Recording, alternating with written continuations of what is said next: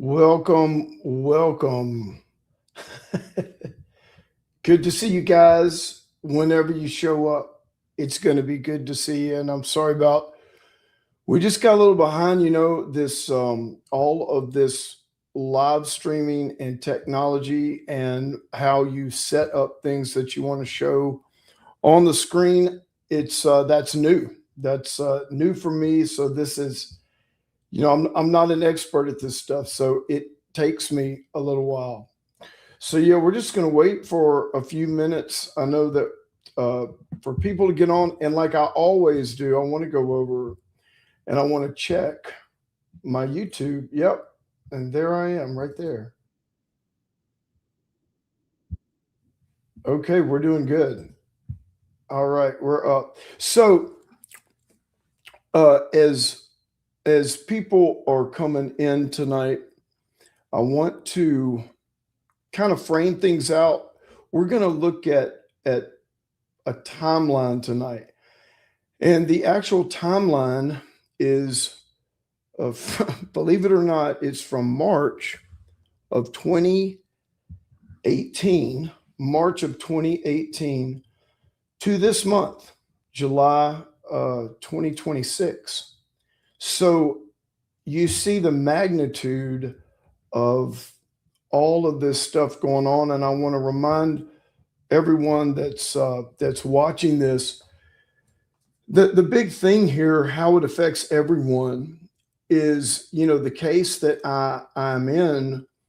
These Christian so-called leaders are trying to do a new rule or make a new rule out of a legal doctrine, and that is I like to sum it up this way, and my attorney uses this word in our filings. I showed y'all this last week.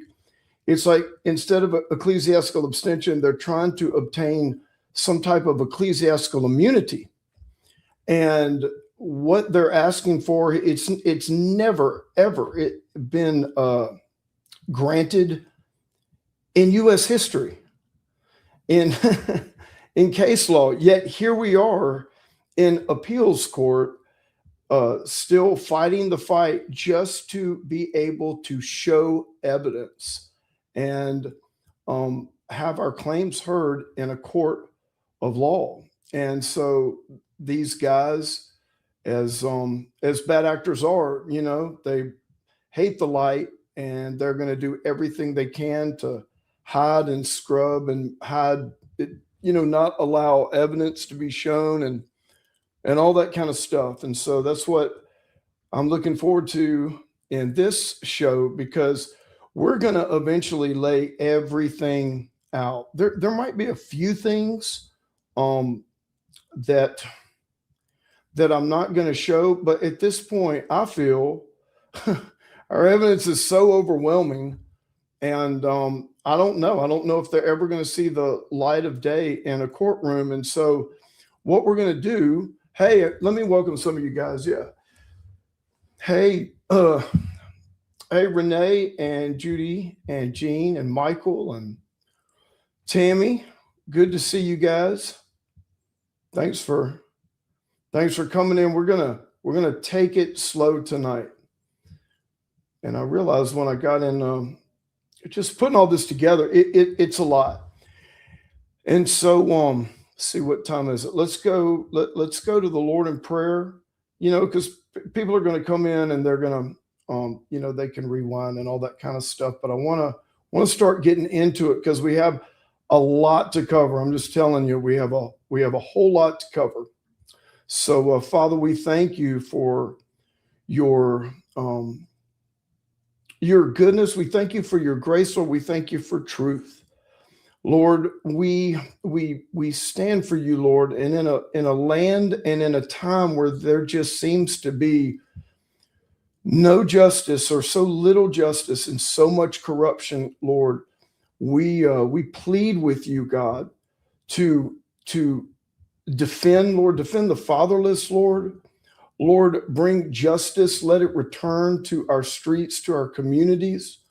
Lord, cleanse your church, Lord, that much of it has become a den of thieves, Lord. And unfortunately, that's what we're looking at tonight. And as Jesus turned over tables and had very direct words for those that were using his name and doing really dark deeds in darkness in your name, Lord. We just ask that you come and you bring your light in the name of Yeshua. Amen.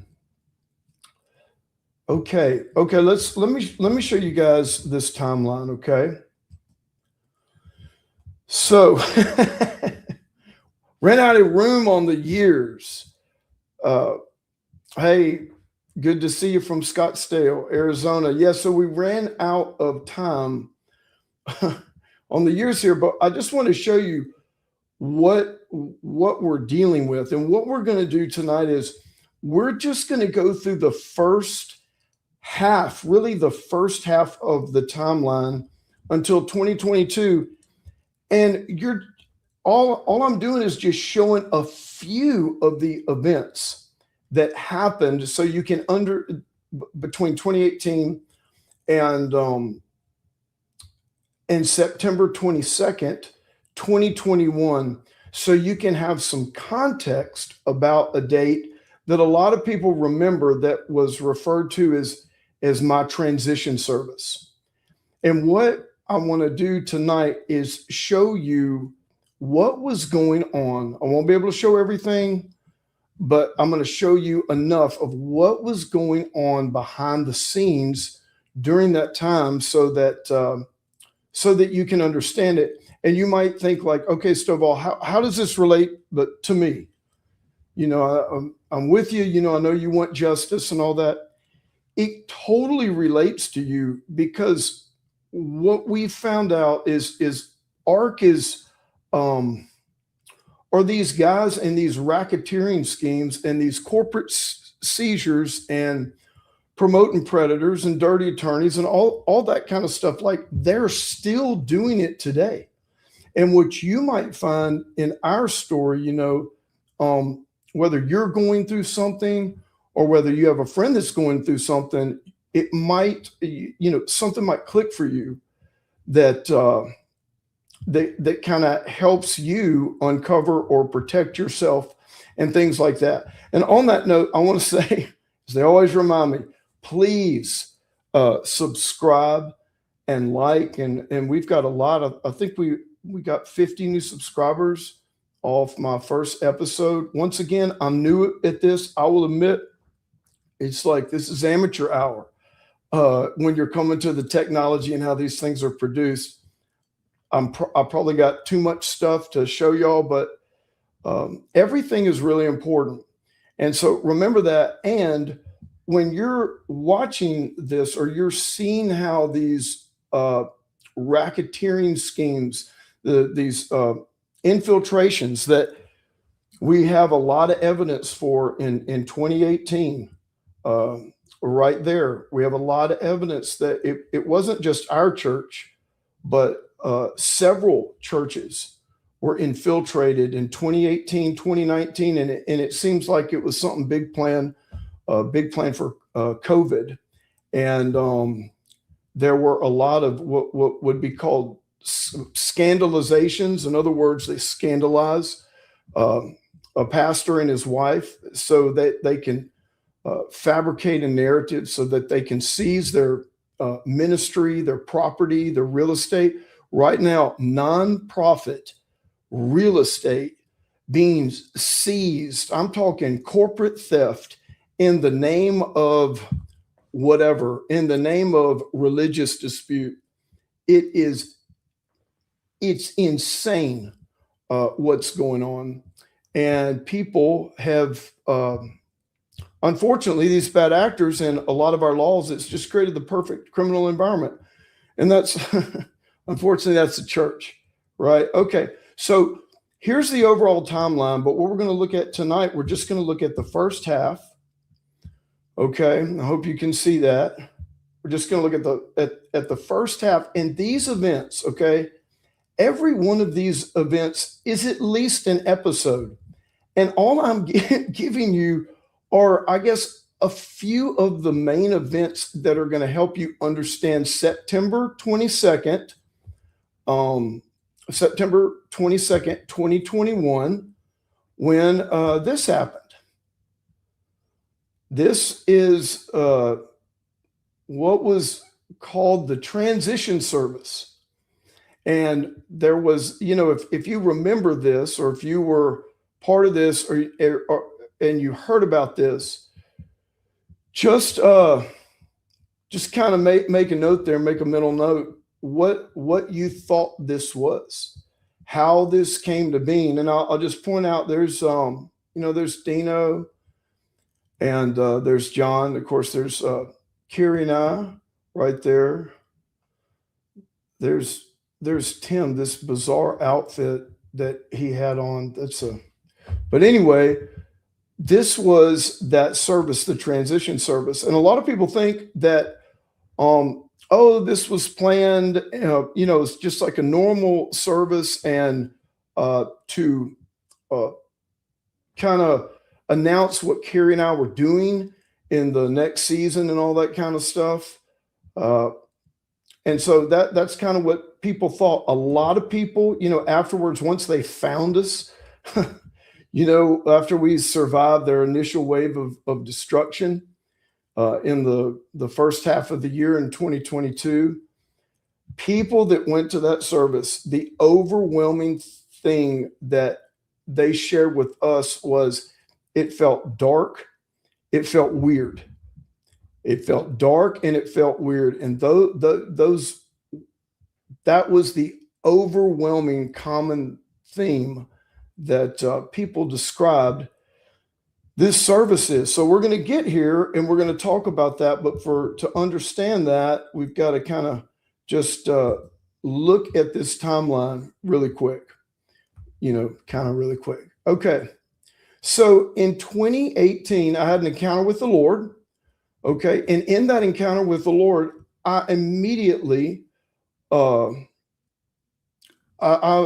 immediately renounced, or whatever. I stopped. I ditched the church growth model.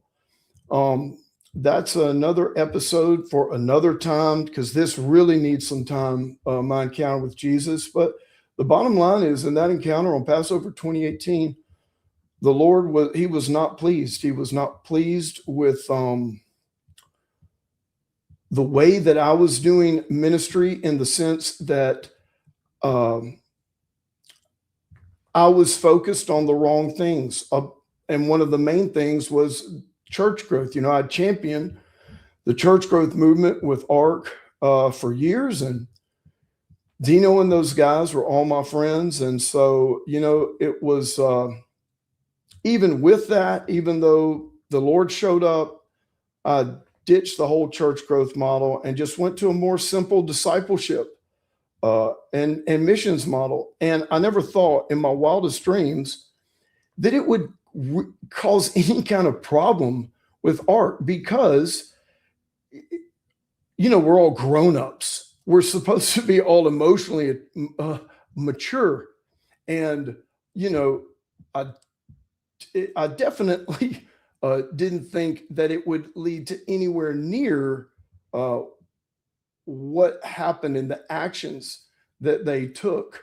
I don't know, out of jealousy or greed or both, or someone's blackmailed.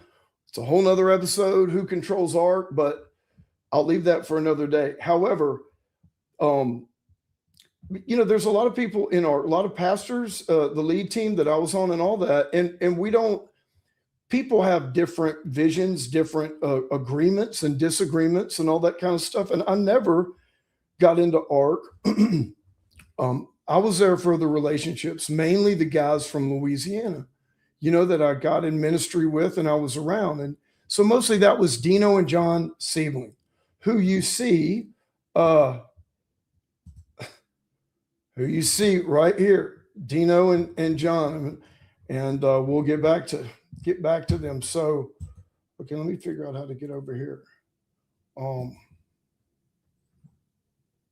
Where is my... There we go. Sorry, guys. I'm new. I'm new at this. So, uh, so yeah. So that would be when that happened. There's a whole lot that happened in the second half of 2018, and so I want to take you to uh, the next year, 2019, and in 2019. Oh, by the way, the things that you see here, a lot of them, like this one. We didn't find that out at the time. We didn't find this out in February 2019. We actually found that one out on August 26, 2025. And so that's what I'm saying. Yeah, our, what is it called? Statute of limitations. It just keeps going on and on and on because these guys are criminals and they can't help themselves, and they're going to keep doing this stuff uh, until they're somehow held accountable. I think criminally accountable. I even think if they, lose a civil lawsuit or whatever like that, I don't think that's going to stop them. I think these guys have so much money and corrupt power needing them to stay in charge. And now you got all these corrupt boards. And so how are they going to be held accountable? No one's held accountable for nothing. It's like it used to be that I guess your board and your peers would hold you accountable. When we get into some future stuff, I'm going to show you stuff that is on the internet. I mean, it is publicly available to everyone. That I'm telling you, if I was in that situation that some of these pastors are, oh my gosh, I would have been set down for 2 years and disciplined. So there's no discipline. Most of the boards, or at least the ones that I am familiar with their pastors, they're really part of the corruption, driving the corruption, benefiting from the corruption. And a lot of times the pastor can be oblivious, and when he gets onto what they're doing, they'll either blackmail him or destroy him. And so, and all of these things are connected. So, okay, so let's talk about the origin point. The origin point of the cyber intrusion. Okay, so what we found in all of our cyber stalking surveillance, it's just absolutely insane. When we get into that stuff, y'all are just your minds are gonna be blown. But we're not getting into it tonight because we got to get context around this stuff so we can kind of understand the context and how things fit with one another. And we'll always have a timeline on this show, but so like a working timeline with more stuff added, and you can see, who goes where, what actors are introduced into the process, with what month. So the origin point, the cyber intrusion. Okay, this is the first recorded, I would say, hack, APT hack, an advanced persistent threat with an with the RMM, a remote management, or RMD, a remote management device. And we have a forensic expert report. Yes, we will get to it. But basically, what it talks about is how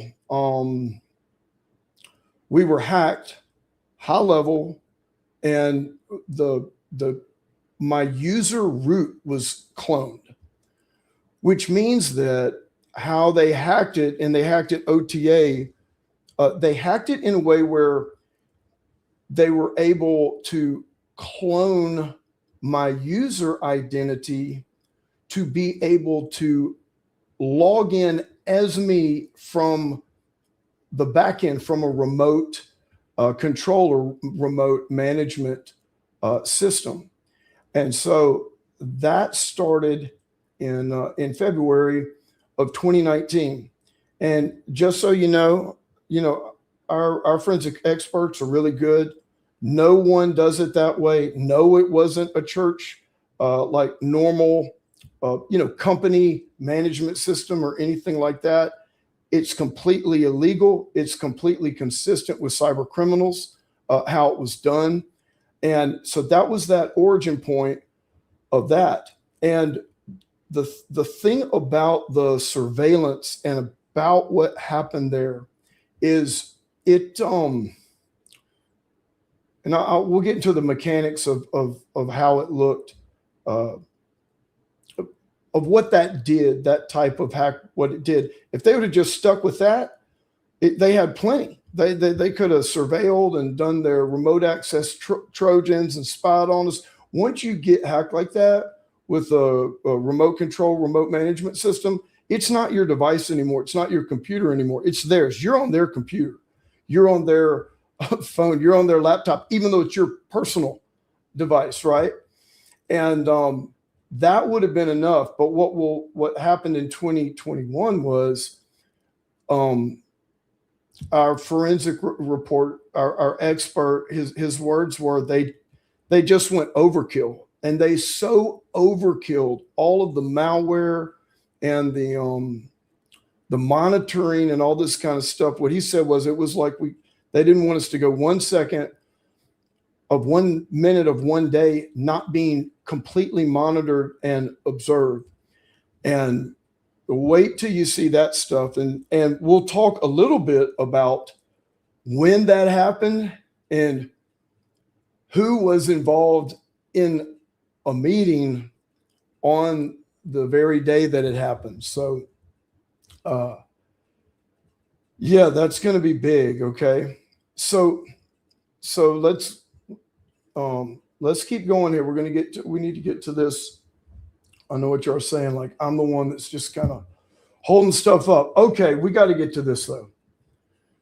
May 2019, Carrie and I had a meeting with Rob Hoskins and the team at One Hope, set up by Lisa Stewart.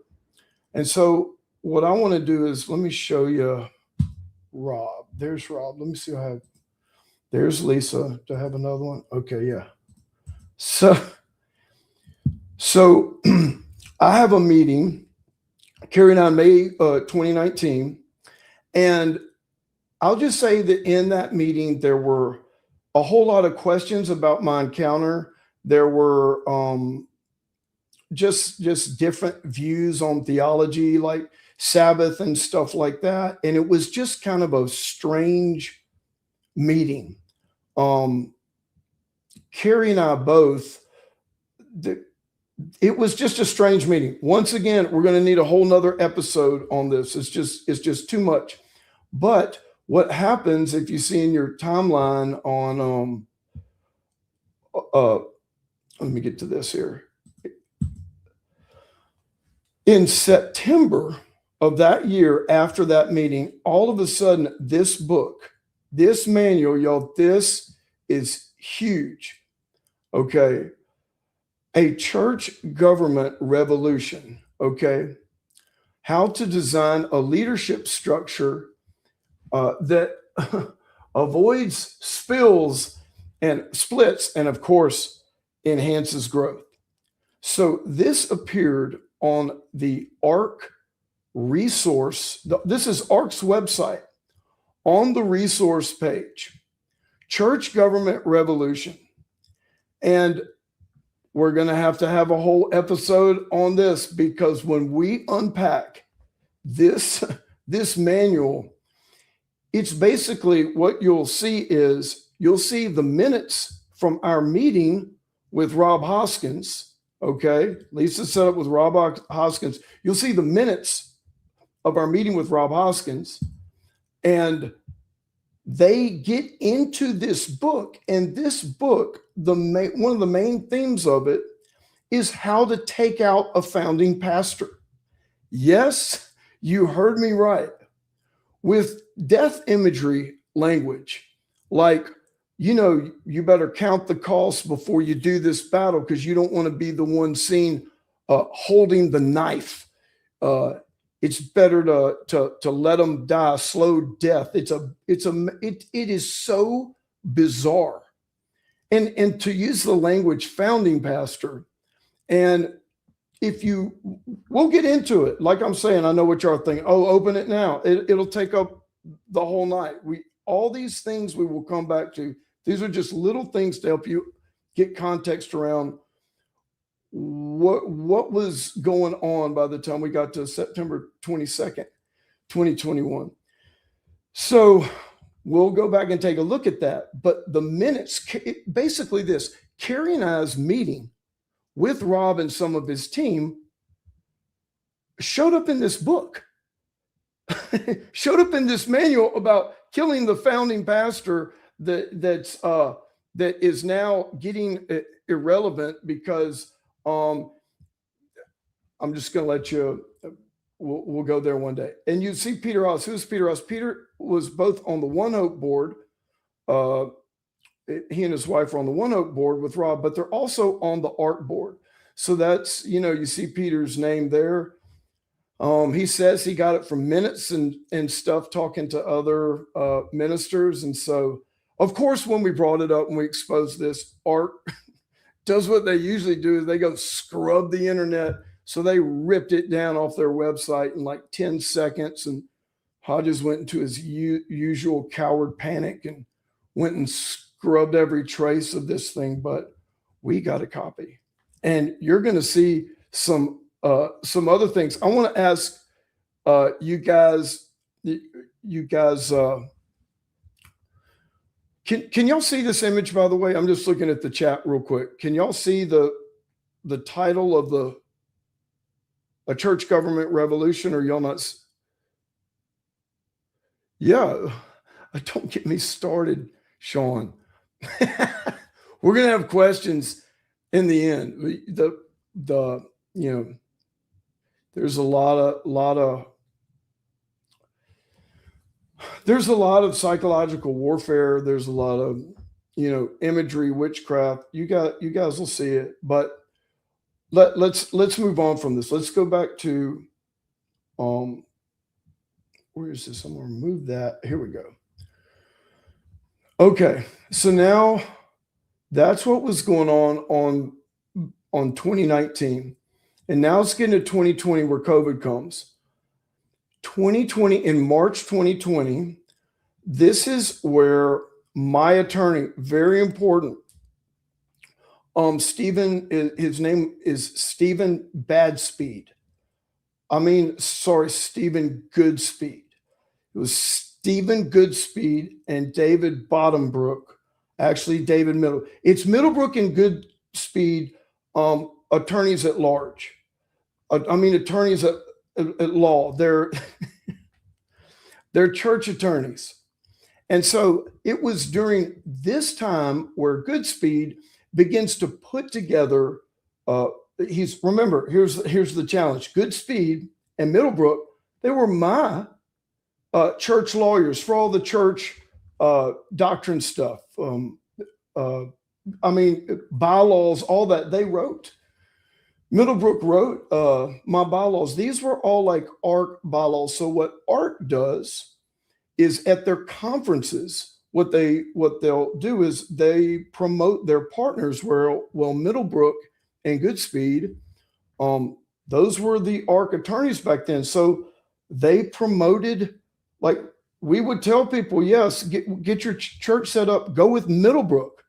I probably gave Middlebrook a ton of business talking to church planners and all that kind of stuff. And so we would tell him to go with Middlebrook, and he does the bylaws and he knows ARC and all that kind of stuff. Well, I know y'all are seeing the photo of my transition service? Oh, man.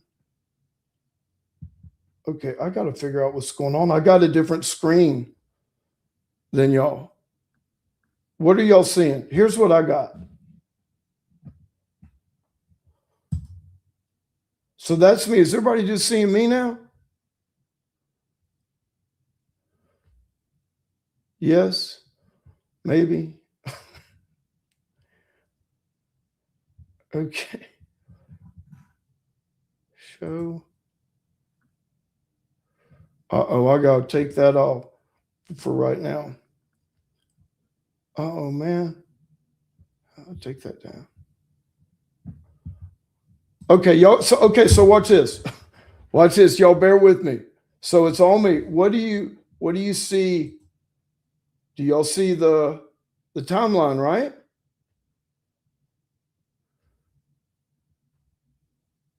You see just me. Oh man. Okay. Okay, y'all stay right. Hey, I really appreciate this, y'all. If y'all could just stay here and troubleshoot with me so I can I wish I could.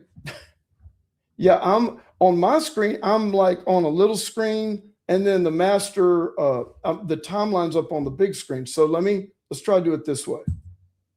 Okay, no, there. What do y'all see here? Do y'all, do y'all, you're still seeing the transition service. Oh, guys.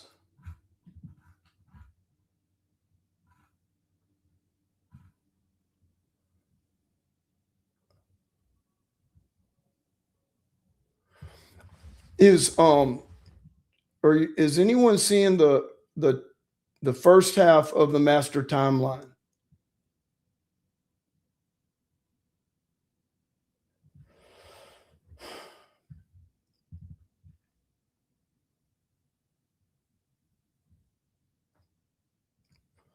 Okay.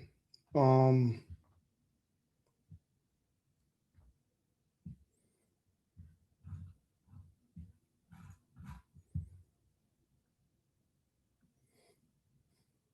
okay, here's what I'm gonna do. I'm gonna have to remove both of those and just, I guess, put them back up. What do y'all see now?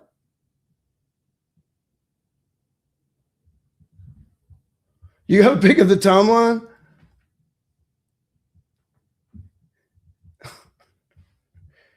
Oh gosh. Okay, so let me see if I can do that. I guess here's what I could do.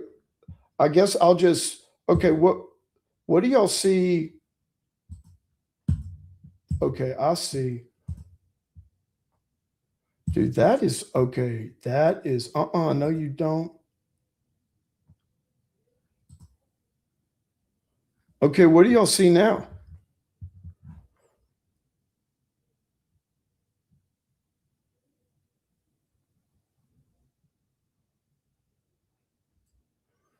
Okay.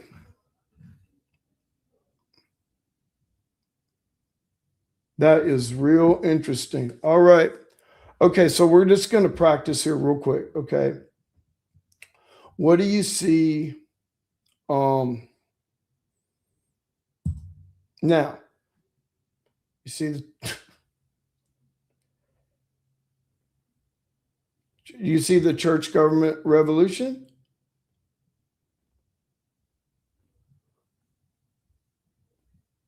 Okay.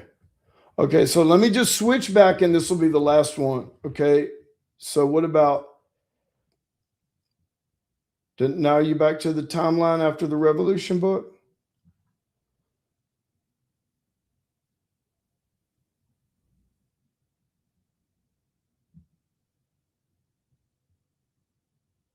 Okay. I'm just going to have to I'll study more this week on it's I anytime you're broadcasting, you're like your your security blanket is, you see what's on the screen. So if y'all are seeing another screen that's not on my screen, with these things, I don't know what to do, but I'll just keep removing the pics. Okay, here we go. So I'm gonna have to go through these a little bit quicker. So the transition that was going on with Carrie and I, just so you guys know, is that after 22 years of the church service, okay, So after 22 years of leading celebration, one of the challenges that we had was like, you guys know, if you're in a multi-site church that has, international churches and campuses and stuff like that, like where I needed to be was a functioning. Yes, I was global senior pastor in that title, okay, but I really needed to be functioning for the whole church, not just Jacksonville. And it's typical, and there's lots of examples out there. You see them all the time, where you're pastoring and you're building and you're raising up your church, you're raising up the church, and then you get to a point where really it's almost like, okay, if I'm ever going to step into this role and kind of really be able to, from an apostolic seat, from a founding uh pastor seat, really like minister to the church as a whole on a global level. And so y'all know that, right? So that's what happens. That's what a lot of pastors do. Carrie and I, I was getting in 50 years old. And after my encounter with the Lord, I really wanted to focus a lot more on missions and wholeness out at Honey Lake and all those kind of things. And so our attorneys, who were also the ARC attorneys, they were putting together that package for us. The first thing they were going to do is, because Carrie and I wanted to get off salary, and I'm saying that because this was part of the larger vision that I feel like that the Lord gave me. That one of the, well, I know it's an issue, so and that is getting the enterprise out of the church. The church today, it has so much enterprise. When you're a mega church like we were, it's like, man, you got a media department and Bible schools, and you almost have your own construction department. You turn into this big conglomerate. And what happens is, to a lot of pastors, it's that begins to drive everything. That begins to drive your ministry, right? You have all of these bills and you're responsible for all of these staff, and in the church growth movement, that philosophy is, bigger, faster. It's kind of like an arms race, bigger and faster and more butts in seats. And everything is designed as a system to increase attendance. And that is it. It's more attendance, more campuses, and you justify it because, you say, hey, I'm reaching people for Jesus, right? So the more influence, it's the gospel of influence, not the gospel of the kingdom. The more influence I have, well, then that's going to, be able to reach more people. And then I can tell them about Jesus. But what actually happens is you just don't preach the gospel. It's not the gospel of the kingdom. And we all need to remember, it's never like Genesis to Revelation. It's never about the numbers. The numbers, when God talks about, like, if you want to say what's large and all of that versus a remnant or what's small, it's always, God's people are always, narrow is the way that leads to life, and few there be that find it.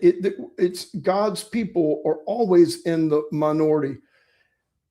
The church was never meant to be a political, capitalistic, like corporation engine. It's just never supposed to be that. That's why there's so much disconnect in the New Testament. So, long story short, that's what I was doing. We were getting the enterprise, allowing other people to do different parts and unburden the church payroll and things like that, with a lot of the other initiatives we have, whether it was the Bible school, the media, the health clinic. There were lots of places that we could let, I guess, people that people that know how to do that stuff a lot better than pastors, and let the church be a more simple, pure version of that. So that's what that was. Okay, I'm gonna go back here. Okay, y'all seeing the timeline now? Everybody seeing that? Okay.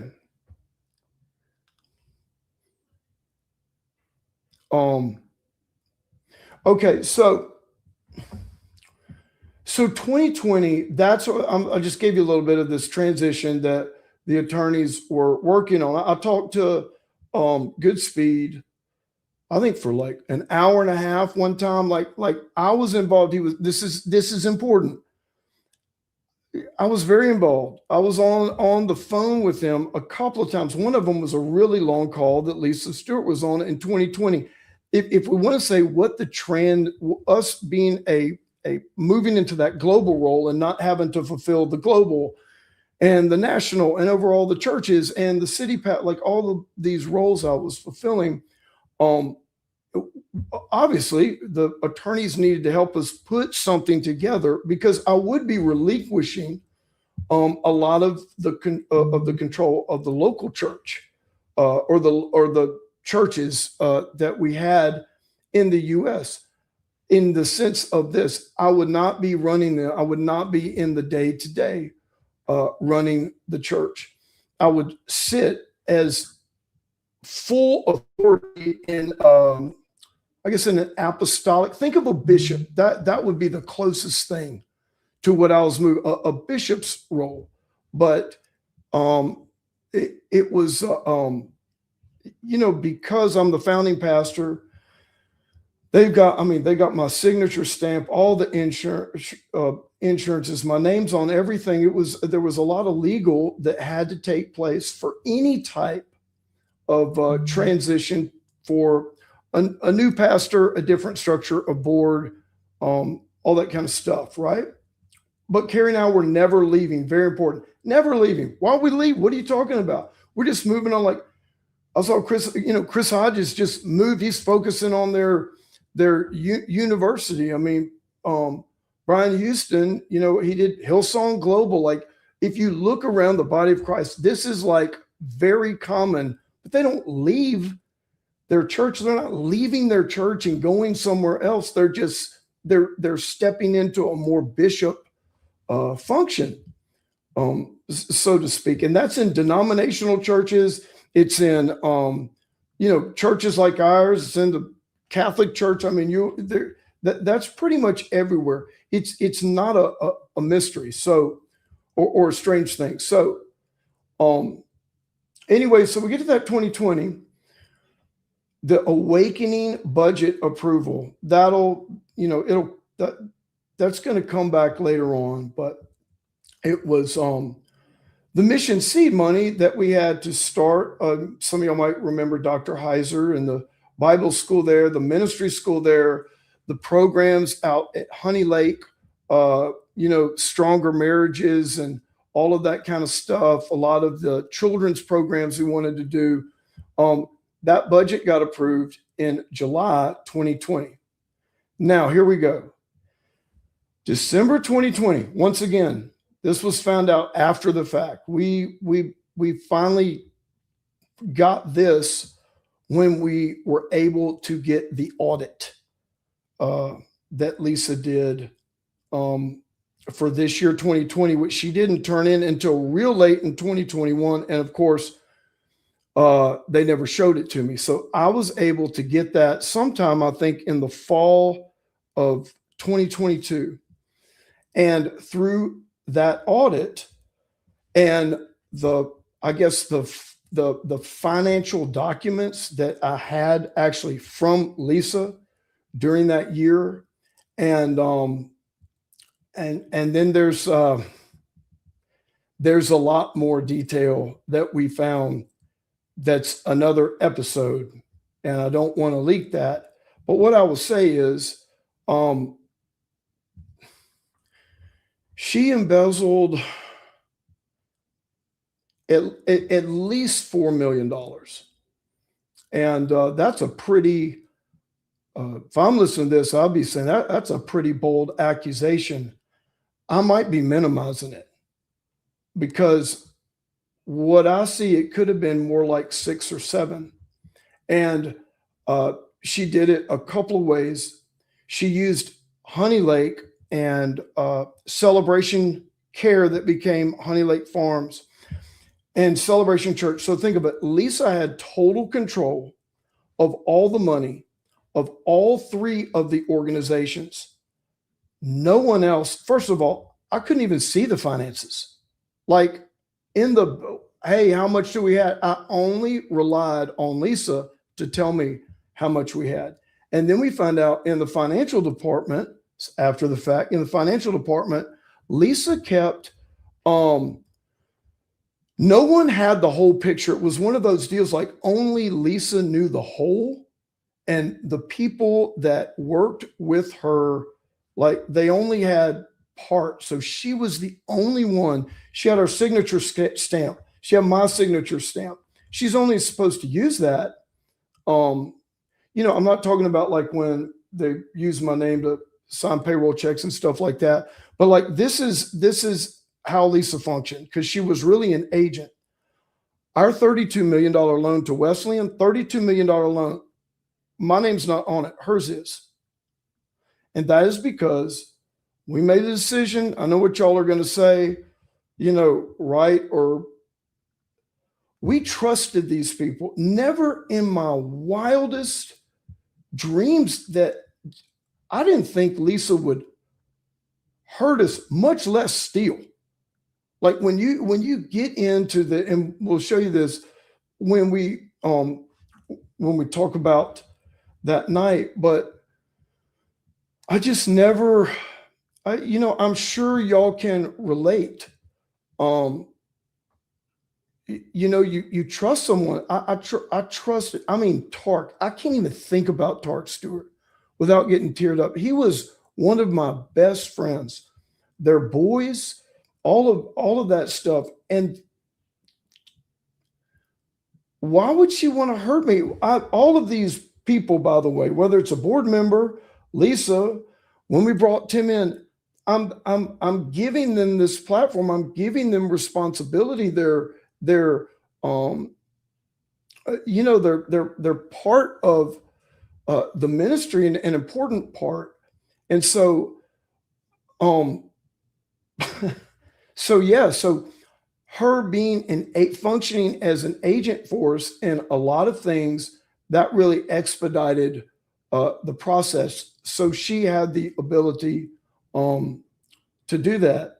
And in another episode, we'll get into some details, but she did it. It's no use talking about it now. You need to see the stuff. But what she did was, it's how she would classify an asset. So there would be something that was an asset purchased, and she double dipped the money, where it was both missions giving, but also an asset out of the loan. And it's how she used those 3 organizations to launder, I guess, clean it, launder it. There was a lot of things done with how property was valued. And then there's just some total shams and shells. And I would say Honey Lake Clinic, another episode, that place is like a felony fest. It's like that was the center of all the fraud. I mean, she had fake doctors out there. It was absolutely insane what was going on at Honey Lake Clinic. And Rob Hoskins, his brother was a big part of the team there, but that's a whole nother story. But there were guys from Hoskins, from One Hope Ministries, that were on the board, might still be on the board at Honey Lake Clinic. And man, they signed off on massive fraud. And we've got every 990, we've got every document, and the fraud that they committed. No use talking about now. I gotta show it to you, but it's like double fraud, because they filed things with the state to cover things up and misinformation. So it's like the act is a felony, and the filing with the state is a felony. There's a whole lot to talk about there. So now we get into 2021. I'm getting there. Come on. So here's what I call the shadow governance begins. There will be so many episodes on this year. This is where it all starts being manifest. And the reason is, we believe, is because in 2020 is when I finally started confronting people and holding people accountable. And which, to my shame, I never really did. I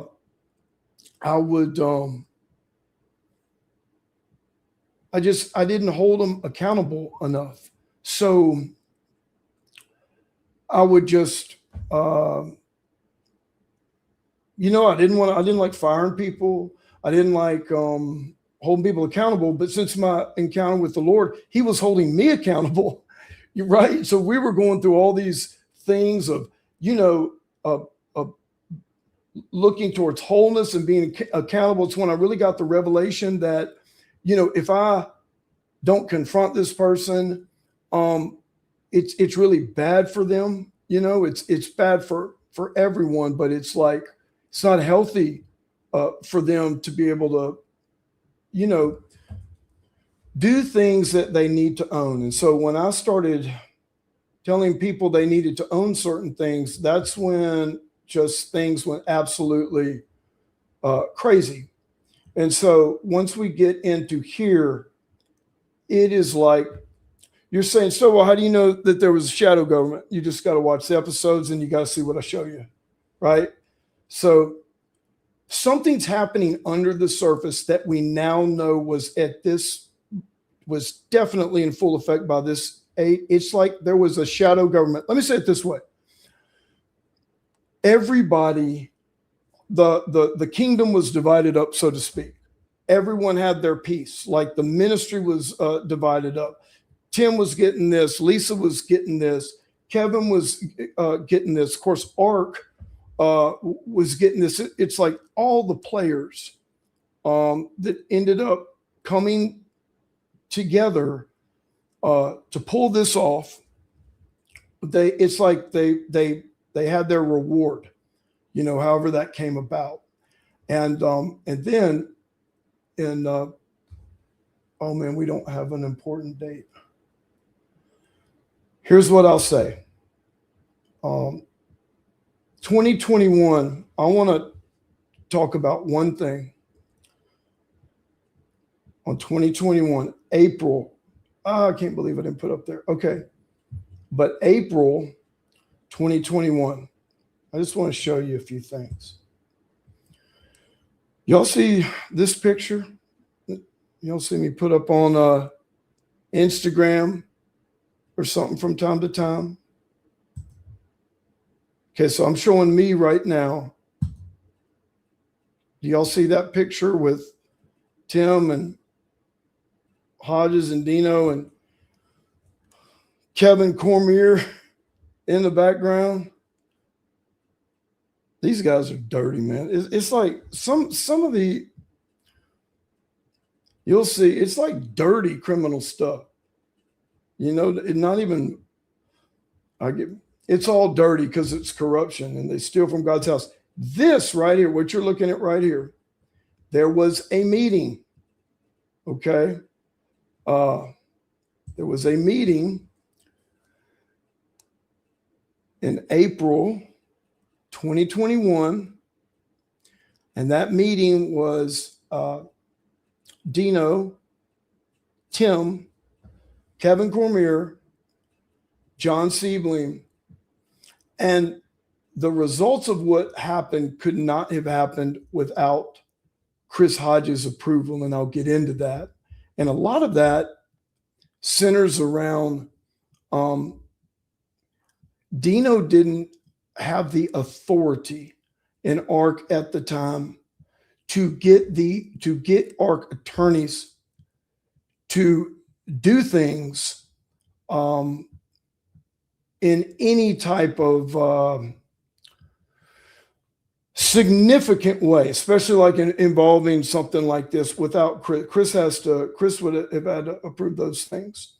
So when you see me put up this picture, when you see me put up this picture right here, there was a meeting that I think is one of the most significant meetings, as you'll see in these other episodes, about what took place on this meeting in April.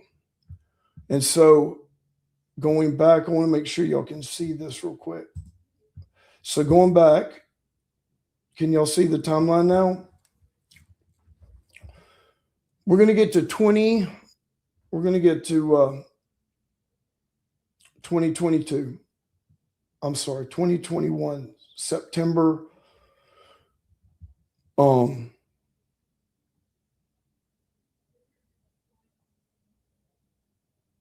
that's interesting. Look how ChatGPT labeled the September 2021 event.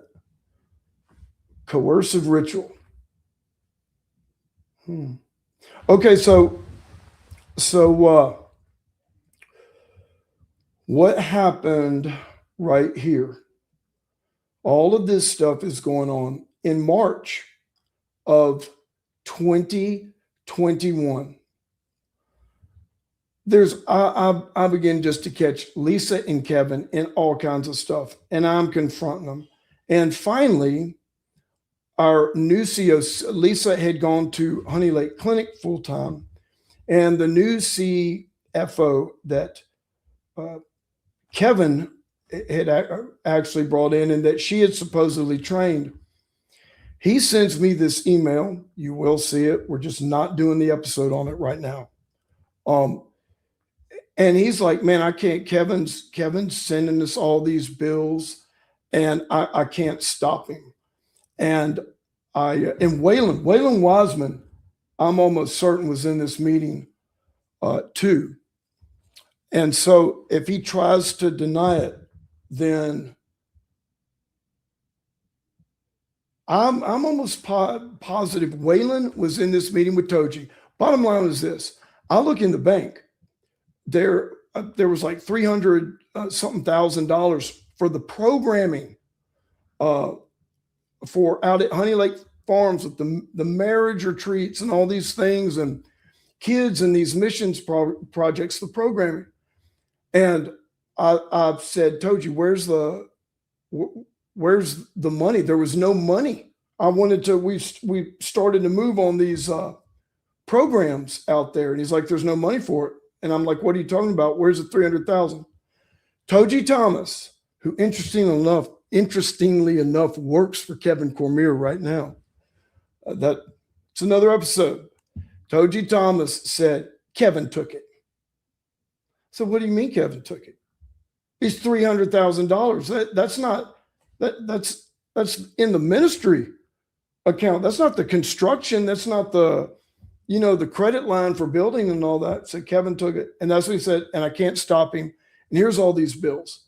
And I'm telling you, when I show y'all, and I got every single one of them, it might be 2 episodes. When I show you Kevin Cormier's,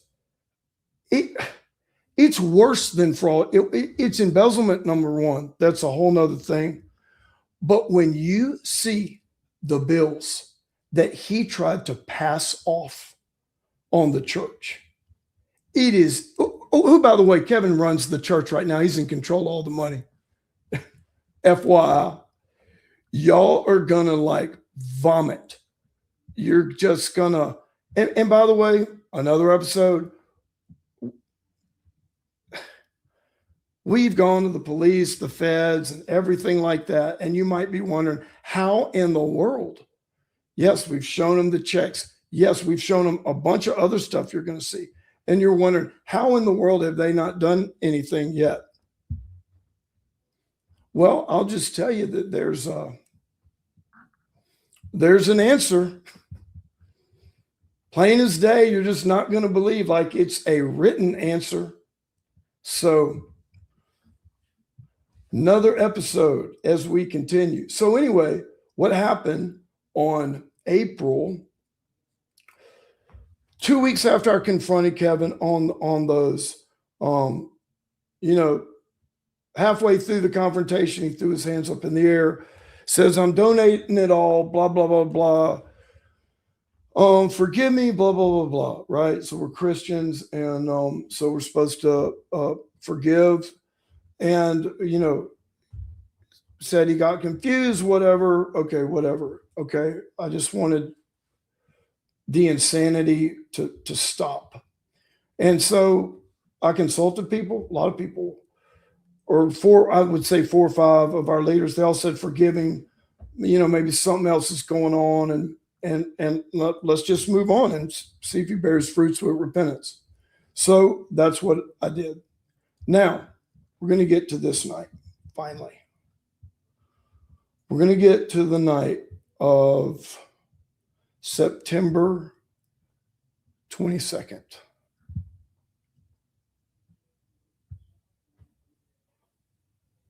But yeah, okay, there's that.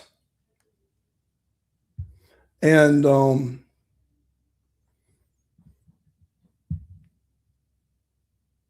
gonna put this back up there too. Just give me just a sec, everyone.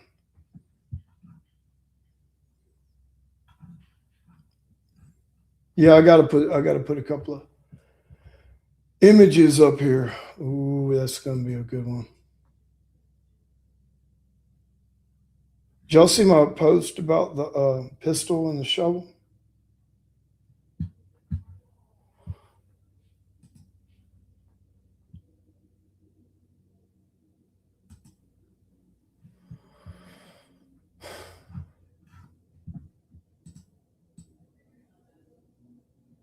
Just give me 1 second.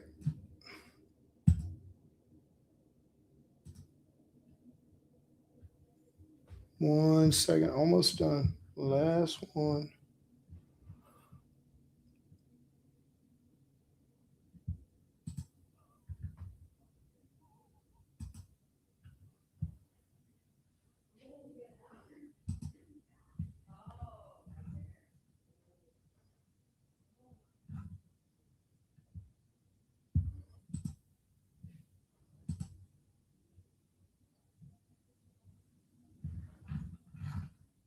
Okay, tell me what y'all are looking at. Are y'all looking at the gun, the shovel and the pistol?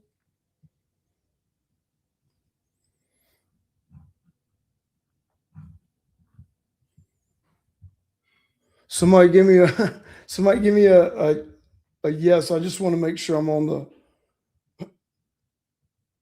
Okay, yes, you're seeing the shovel and the pistol. Okay. This night, I'm leading up to this crazy service, which I'm gonna go into things leading up to this, those final few months, not all the crimes and stuff, just I guess the scheme, the setup, how they were setting us up this entire time to destroy us.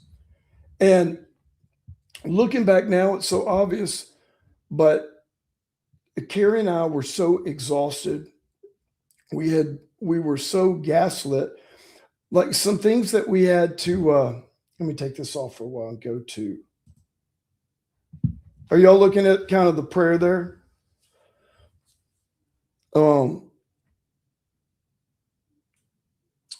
Yeah. Yeah. So we were so exhausted. It got to the point where we were, I'll use it. It's kind of overused now, but we were being so gaslit. Like we started to have to write down everything.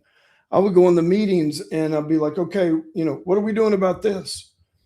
And they'd be like, what are you talking about? What are you talking about? Are you okay? And it'd be like, we literally last week, y'all said that, okay, you were going to follow through on whatever the thing was, building the baptismal, whatever. And they said, we didn't talk about that. We didn't make a decision. They did that to me the second time. I wrote everything down. Carrie wrote everything down. And when I would go back in a meeting, they try that again. I'd pull it out. I'd say, well, here's our notes from the last meeting, and just bust a group of people in like a cold face psyops lie. It was astounding. Anyway, let me get to this. So this right here, I just want to say something. This was never supposed to happen. Never supposed to happen. Let me tell you how this came about, okay?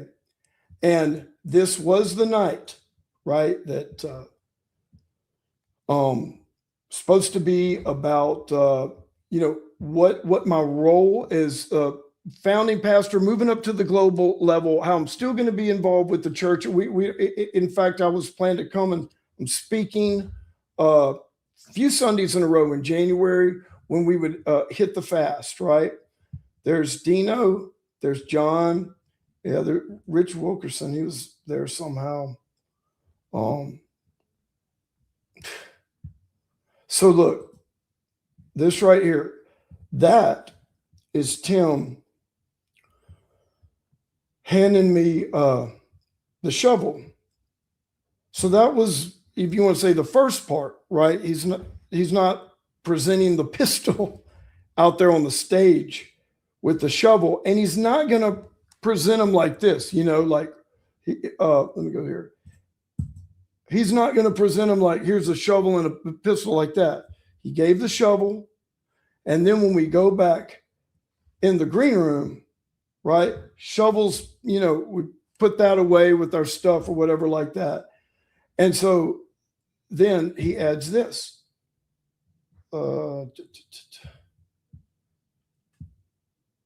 Wait.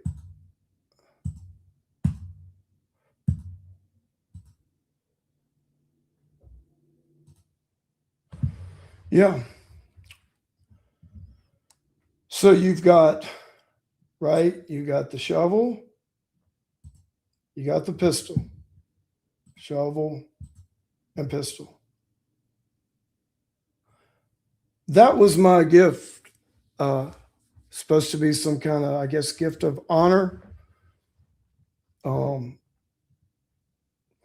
And that right there is just, it's just a small,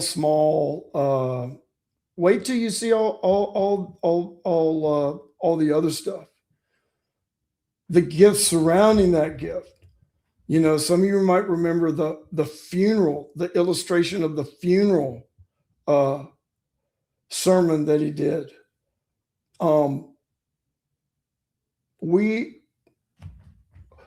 I just need to wait until we have the episode on it.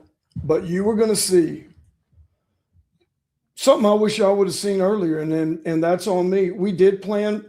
I'll get into this right now before we have questions, but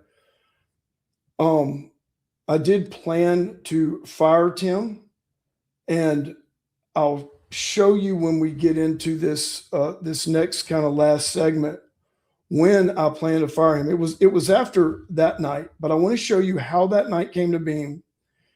And Timberlake is a dark, strange, cultic person. And you don't have to take my word for it. I'm just going to show you what's out there. I'm just going to show you what other people have brought to me and what he takes credit for. And you'll see it there. So that's one thing. And then in future episodes,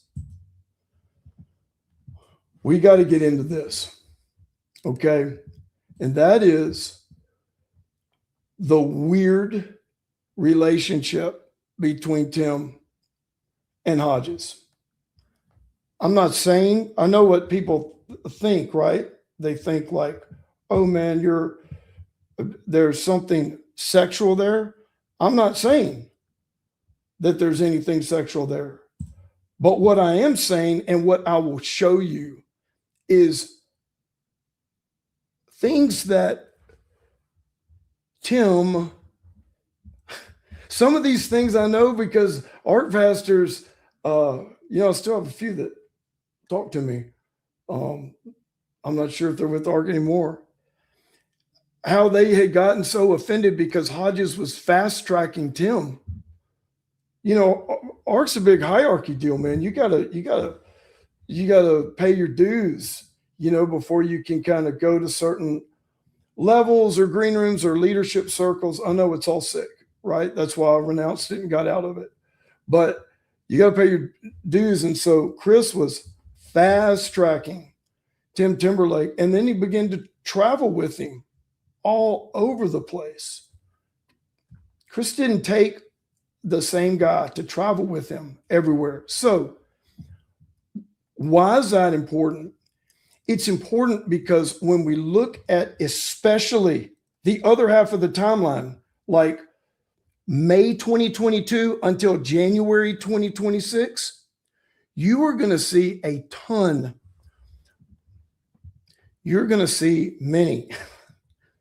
Try not to overhype or whatever. You're going to see many examples that decisions made to the detriment of, I would say, all the defendants. But there's only one person who it wouldn't be a detriment for. It's a detriment to the church. It's a detriment to Hodges. It's a detriment to ARC. It's a detriment to the board. Only one person it's not a detriment to, and that's Tim Timberlake. And Tim had the most to gain and the least to lose. Now, was Tim the architect of all this?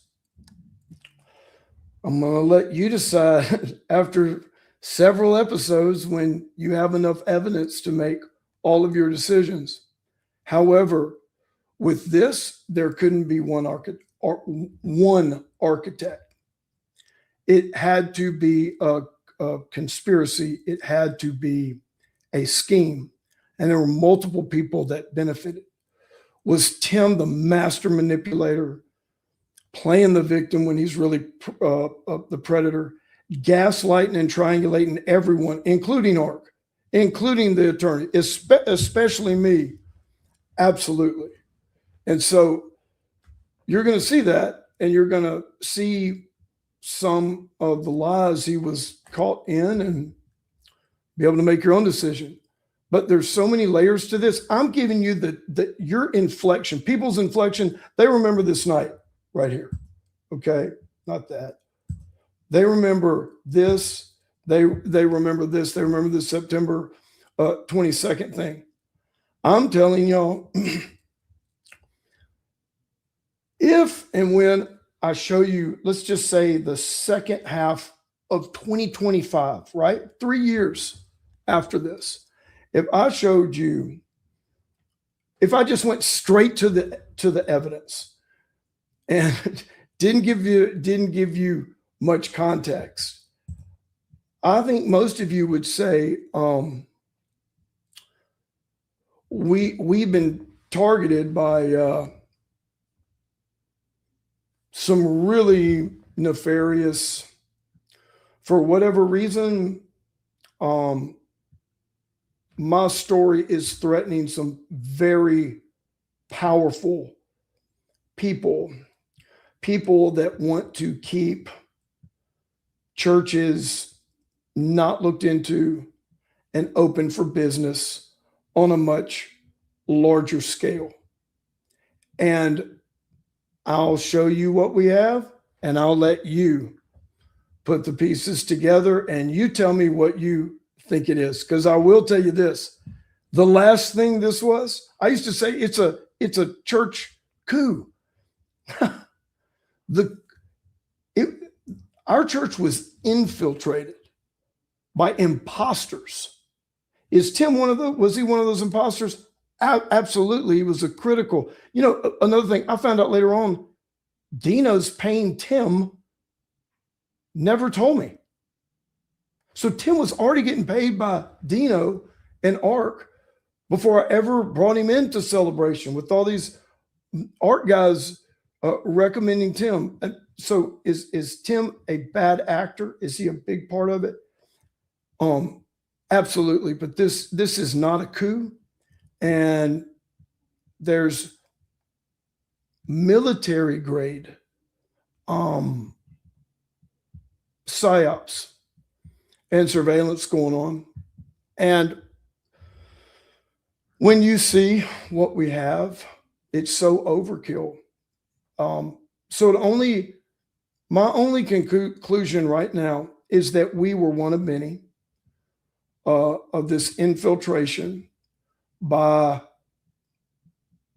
agendas and parties and power that wanted to take the next step in church networks being an open pipeline for money laundering and whoever needs to use it. And by the way, that's a fact. We'll look at that with churches in U.S. history. We'll look at Liberty University. We'll look at all those things. And so I think we're one of those. I think if I wouldn't have had my encounter and just kept looking the other way, I think everything would have gone on and been fine. But when I started confronting people and they realized I had to be scandalized and destroyed to cover their crimes, that's what they did. And the other thing about it is they've only increased. They're only increased in crimes. They're not stopping. This isn't like a one deal. That's why it's like the stuff we're going to get into from half of 2022 until today. It's insane. Okay. So let's look at this real quick. So let me tell you what was leading up. Okay. What was, okay. Can y'all see this memorandum here?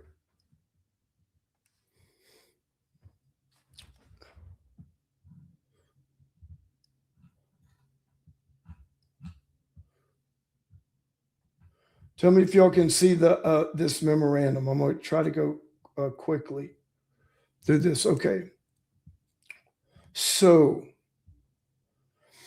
what this is on the front end, and I'm going to go through it so people can watch the video and stop it and actually read the board minutes if they want to. But what this memorandum is, it's kind of it takes out all of the quotes from the board meeting minutes that are in this slide right after it. And it talks about, it frames out what was going on behind the scenes as we were headed through this year, me, functioning in that global pastor, founding pastor seat and all this kind of stuff. And so I wanted people to see the board minutes of what was going on behind the scenes. And let's see. Let me just read you. Okay, yeah, we're stepping into Celebration Global. In July, it says that Global is not a governing entity, but a missional arm of Celebration Church of Jacksonville. This is very important. Celebration Global, it wasn't going to be another nonprofit that was over and ruled Celebration. Celebration Global was the missions arm of Celebration, and I would be over Celebration as apostolic founding pastor, getting out of the day today. So Celebration Global, for some reason, there were all kind of weird rumors going around, anyway, I'm not going to get into that, but yeah, these are just things. Talk about getting out of debt. That was a big thing for me. And then I'll definitely, because I'm feeling something is going on in the shadow world underneath. It was around this time when we caught Gabby. Got the first thing of people spine on Carrie's therapy section with her doctor. There's a whole episode on that, and boy, is that way worse than what we originally thought it was. So July, here's Tim. He reminds everybody of the September 22nd date of the celebration service. Now, let me tell you what happens here. What's going on is we're all talking about what I'm stating, as you'll see here, how I want the church as I'm transitioning and really delegating a whole lot more authority than I ever had. So what you're going to see here is a big thing on transparency. You're going to see in a few minutes, I demand a forensic audit, a deep audit. I said no stone unturned because I'm sensing things. And what you're going to see as well as these laying on of hands services, like September 22nd, that was actually the third one. Look, the third one. And you're going to see this constant pressure that we have found out was, coming from Tim to constantly lay hands on him and affirm him as the pastor of the church, not the global, not global pastor, not overseer, nothing like that. Is of the local churches, and so and that we had in the U.S. there, and so the first one that he did was here would be the pitch. Man, the church is, they don't know who their pastor is, and they think they're not sure if I'm really in charge. People, or which he wasn't. But they don't think I'm gonna be the pastor here, and just all this kind of stuff. And so I got into this. Well, okay, well I'll lay hands on you. July was the second time we laid hands on Tim a year ago, right? He preached on Easter Sunday, and it was this constant thing about lay hands, and we need a transition service. So what you're going to see in this is me starting to argue, and even some others share concerns, because another laying on of hands means nothing. That service has nothing to do with any transfer of authority in any capacity, anything legal, or guess what?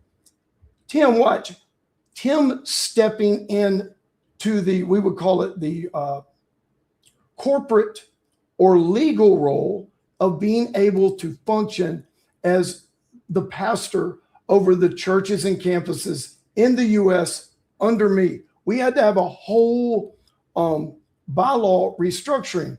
It starts with my seat being defined, how the church is going to operate. Goodspeed has known this since January. No, he actually knew about this since October 2019. It is now July 2021. There's nothing. Where's, it's just, and so Tim starts this thing of, we need another service. And so it's like this. Where did I go here? Okay, yeah. September 22nd. This is from the board, the minutes, and I'll get to them. September 15th, 2021 board minutes, okay? Question, what is the meaning of the 9/22 service if nothing legally will be done at that time? Yes, nothing will be done. This is in the context. You can read it. I'll scroll through it. This is in the context of, why are we doing this? This means nothing. Like, it doesn't change anything. So their argument, and Tim's argument was, yeah, but the congregation needs to see it again. And then John and Dino amped it up on the day of, or no, they amped it up a few days before this with a bunch of weird stuff. Like Dino started talking like, the people don't know you, and Tim has the heart of the people. He is flipping quoting Absalom at the city gates. And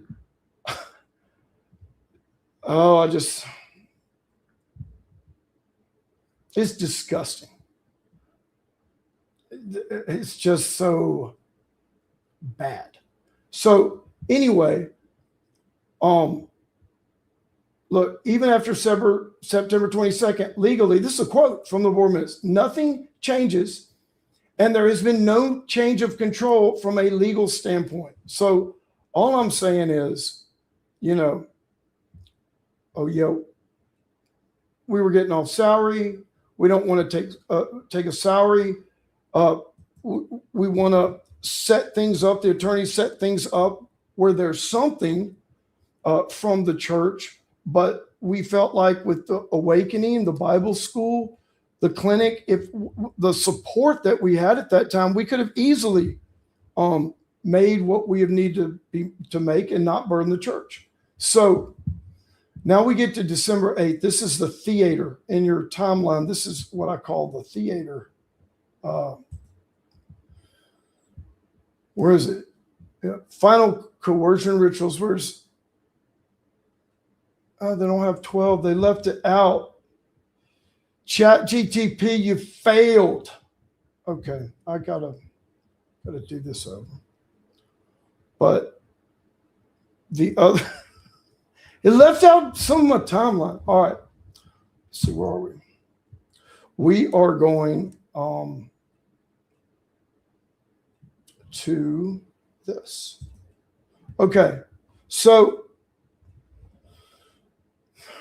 this is a theater, and the bottom line is I'm just going to scroll through this, and if you want to go back and stop it, you can. But this is me. I'm just saying the same stuff, and the board's admitting it as well, and that is this. Nothing changed from September 22nd. When are y'all going to, I'm saying, when are y'all going to get this package done? And one of the disconnects for me is that it'll come into play later.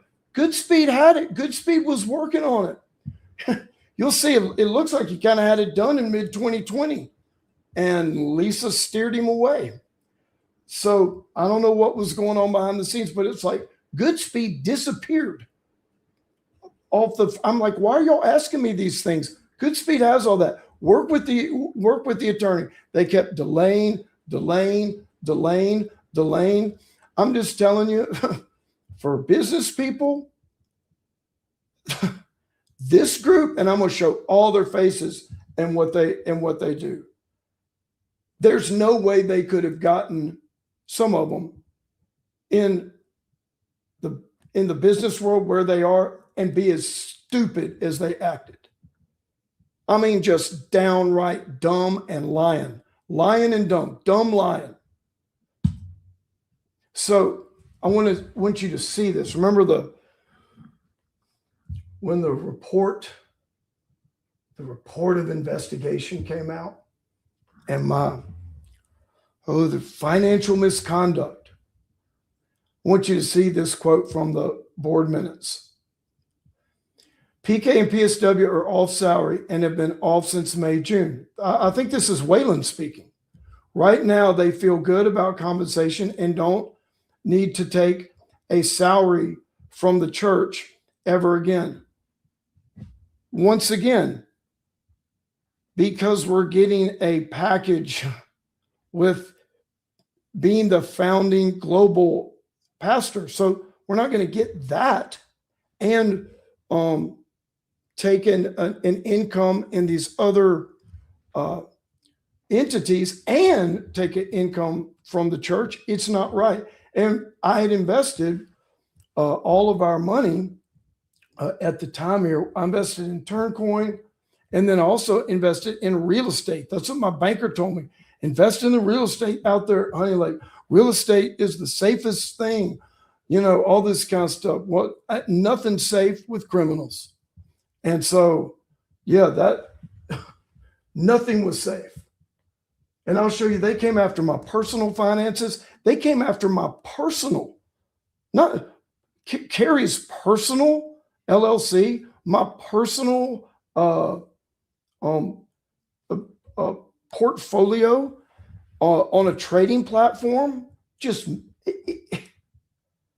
like I'm telling y'all, what they wanted was forget severance, forget founding pastors, seat, whatever, that gun, this right here, that was what they wanted the entire time. And they were ruthless and they were relentless. And when they didn't destroy me with that, and they didn't whatever scare us away, it just kept getting more. The surveillance got worse. The hacking got worse. Turned all of our social networks against us. We couldn't get, there was a time we could not get goods and services in Jacksonville. Like you try to talk to an attorney, oh yeah, aren't you there? Like you couldn't, no one, like it was like we were like lepers. Couldn't get goods and services. You couldn't, everywhere that you went. And then, as if that wasn't enough, then they started the harassment. I know, I'm going to show you all this. I'm going to get to this. I'm trying to lay out the perspective of what was true. The one thing that was not deceitful about September 22nd was this right here. And, you know, then they can't affect you there. So they're going to harass you, try to run over you, sabotage your car. In the other timelines, we'll show you. Here was the first death threat. We've had 3. Like, why are you? Something is wrong. These people are so obsessed with us. It is like, and the money that they have to be spending for nonstop monitoring. So I'll just show y'all everything, and you tell me. You tell me what you think what's going on. But it is every much as bit as any whistleblower type that you would see a documentary on where the CIA or somebody's trying to destroy him. It's absolutely brutal. And that they would do this to my wife. I'm telling you, these people hate women. Dino and Chris are complete weird, pervert, voyeuristic. Wait until you see those. How many people they had viewing my wife's private therapy sessions with her doctor. And then they would extract the video and edit it and tunnel it out to 5 shadow entities. We've got 3 of the email addresses. I'll show them. Ooh, when we get into the email fraud, oh, that's going to be great. Okay, sorry. So back to this. Let me go back to this real quick. I want to run this through here. This is where. Okay, let me just do this, y'all. I'm sorry. Okay. I'm just going to do this. Here are the actual minutes, July, September, and a couple other docs. Okay. So I'm just going to do this. I'm not going to stop and go and find the quote that I read you, but there's a lot in here. One of the things that was going on in this time is, well, yeah, we'll talk about that another episode. But you can pause. You can go back and you can pause this and you can see this. There's December. I mean, that was acting, man. This December board meeting, y'all, it was theater. And I was in there and I had it was like, I'll never forget it. It was one of the most bizarre supernatural experiences that I had, because I was in that meeting and it was just theater, and I could tell something is so bad going on right here. And all of a sudden I saw like I saw the room differently. I saw the people in that room differently. And it was like how they were talking was like this goo, this slime. It was like it was like this goo slime. To me, they were like talking in slow motion and just like everything sticking together. It was like this witchcraft glue. And it was like so demonic. And then it was just really dark. I'm going to reserve more comments on that for a later date. But this right here, how this happened on this night. Did I go through this? Let me move that. I hope y'all can see this. I'm just going to have to go through here because look, you can go, wait till you see this. This is what they finally presented to me in December. The founding pastor emeritus transition operation agreement. Y'all, when I got this, I mean, this is hilarious. I got to show y'all this. You want to know if we were being set up? Look at this. I want you to look at, okay, can y'all see that? Can everybody, if I do, can y'all see that right there? The draft? Yeah. Thank you, sir. I want you to look down. So basically, what they're saying is, what they're doing here is nothing like it's completely changed, stripped down. I don't know what in the world Goodspeed's doing. And when I saw this part right here, this is when I knew there's something terrible's happening. And I didn't even know who I could talk to and trust. But look at this. So they're saying 10%. So what I wanted to still control, have authority over was the missions budget. Yeah, no problem with that. I wanted a parsonage. No problem with that. It's in here. You can go back and read those things. There's tons of emails. You'll see them in other documents and all that kind of stuff. The parsonage, the 10%. What I would do is Celebrations 10% would come in to Celebration Global. At the time, it was Honey Lake Farms, and that's where I would administrate the missions. And our vision was we could do it in such a way through Honey Lake and Awakening where we could get partners in projects and do 5-10 times as much mission work. And before they went in there and ruined everything, we had some of these projects. We had, like before, it was just us giving to this missions project. We would get 5-6 partners, triple, quadruple the giving to these projects. And we had a number of people that, man, they wanted to be part of it long term. You guys know if you're pastors, right? Like, people don't partner with Celebration with your church's brand name of missions, but they'll partner with Awakening, Restorative Communities, Honey Lake. They'll partner with those kind of things. And so anyway, that was, and then there's some stuff for retirement and stuff like that. I'm not going to get into it. And there's another agreement that was in 2020 that we'll probably get to at some point later. But look at this. Here's how they can terminate this. You ready? Stovall voluntarily resigns as founding pastor emeritus. which I don't even know.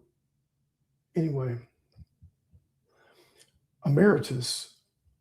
It wasn't the name I was expecting. Anyway, look at this. Here's how they can terminate me. Stovall Weems does not align with the vision and direction of Celebration Church. In the sole discretion of Celebration Church. Stovall Weems, the visionary of Celebration Church, who founded Celebration Church, who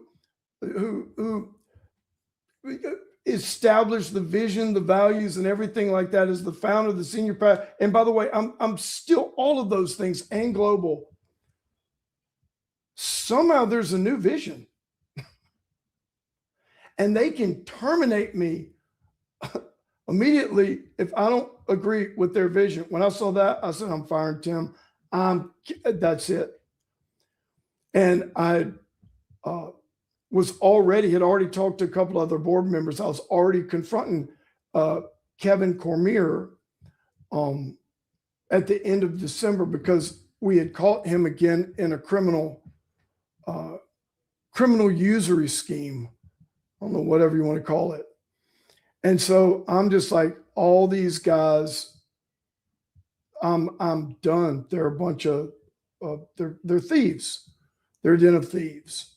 So look at this other one. Stovall commits slander or defamation against Celebration Church. It's my church. I'm sorry if I'm being too loud. I'm not going anywhere. Here's what you have to remember. You see this right here? If y'all can see it. Wait, I'm sorry. This. Can y'all see? I'm not going anywhere, y'all. Carrie and I weren't going anywhere. We're going to come back and kick off the January series. That's why when they did all this crazy stuff, the ARC attorneys had to ban me from the property with threat of arrest for no reason, because they said so. Oh yeah, we're going to get into that. So look at these other ones. Stovall Weems no longer supports the senior leadership of Celebration Church in the sole discretion of Celebration Church. We'll get to number 5 in a second. I am the leadership. I will be in this new role. I'm the bishop. Like, what? Do y'all see this? This right here had been planned since at least fall 2020. I mean, like hard planned. And then Stovall Weems is engaged in fraudulent, illegal, or immoral activity. So remember so here's what I want to say about this. Okay. This night, it was never supposed to happen. Carrie and I argued continuously, and some other people agreed with this. Why are we doing this? Nothing changes. There's no, the legal doesn't change. I'm not going anywhere. We need to wait till the legal is done. They intentionally did not do any of those things because this was their plan the entire time. Truest thing about that night, this gift from Tim Timberlake. And I'm telling you, the day is going to come when all of this is going to be exposed and more. And these criminals are going to reap what they've sown. By the way, the invitations for this night were sent out without our permission. We fought it. What they did was they said that, oh, you got to go through with it, or the church won't trust you anymore. It was all this sob language about trusting. The church needs stability. You need to lay hands on Tim again. It was the most weird baby. I'm embarrassed that I got pressured into it. But I will say this, if you've ever been in a situation, because these guys right here, John and Dino, can y'all see John and Dino? This is what I'm going to end on before questions. Can y'all see John and Dino in this picture? Let me tell you about these guys. John and Dino, listen to this just complete cowardly stuff. So John and Dino, they come down for this service. They're in the discussions with me. I mean, Carrie and I don't know if we're going up to the last minute. Let me be very clear. Are y'all seeing me on the screen? On the screen and not a document?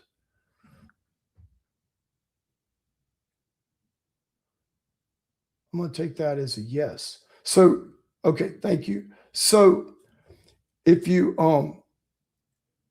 they came down, Carrie and I, we didn't know if we were going through with it. And they came down and everyone's pressuring us to go through with it, but we were coerced in it. We didn't send out the invitations. We wanted to cancel it. I cannot tell you the lies that we were told about. First of all, evidently, no one at Celebration knew us by then. I knew that was a lie. I knew that all the things that Tim was saying were a lie. I wasn't sure. Like, I thought Waylon did tell me the truth for a while. And, but gosh, he's gone a different route. And he's a Scientologist in my book. We'll show you that document on another episode. But what was put on us to do this, and the reason that it was so crucial was because they needed this to be part of the story. Let me show you this. Wait, I don't know if you don't see that. They needed this to be part of the story. Like, oh, no, this isn't a service that really means nothing. There's nothing, nothing legal, nothing really changes with this. It's not a third laying on of hands. This was it.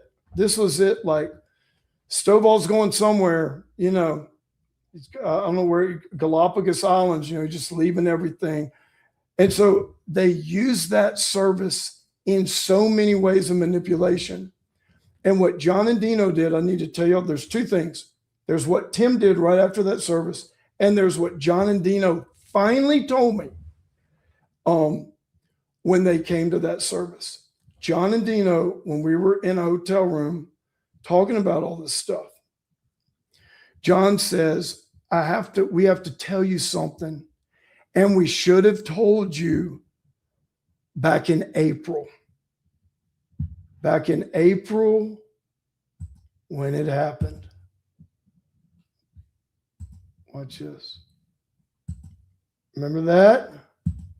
Back in April, when it happened. And he proceeded to tell me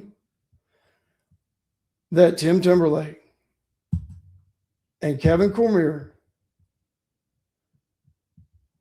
called Dino Rizzo and John Siebling, and there were others on that call in April.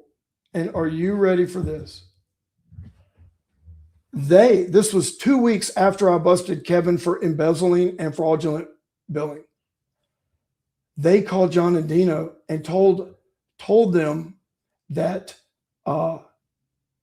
Kevin and Tim are telling John and Dino that they suspect me of some type of financial mismanagement. Couldn't say what it was. Like, they see my demand for an audit. They never had an audit in 2022. While they're accusing me of all this stuff. Kevin, can you believe this? Art pastors, if you are listening to me, this is who John and Dino really are. This is who Chris Hodges is. If you got any of these guys for overseers, presbyters in your government, I am warning you, they will turn on you. They will. Here's what they did. Their role as an overseer is to protect the church. It's very clear. I could pull up the bylaws. We'll do it on another, I do have them right over there. Looking on my computer. But in our bylaws, right? If you're going to make an accusation like that, especially against the pastor, what you do first, you can call John and Dino, but the very next step, what you should do is let me or the senior team know, hey, I suspect you. What's going on? This looks funny. And you should give the pastor or the other leader or the senior team meeting an opportunity to clear it up, or if you have any witnesses or whatever. Of course, they're not going to do that to me because I just busted Kevin embezzling. And so Tim and Kevin Cormier called John and Dino in April and say, yeah, we think there's some mismanagement with the finances. And they don't tell me.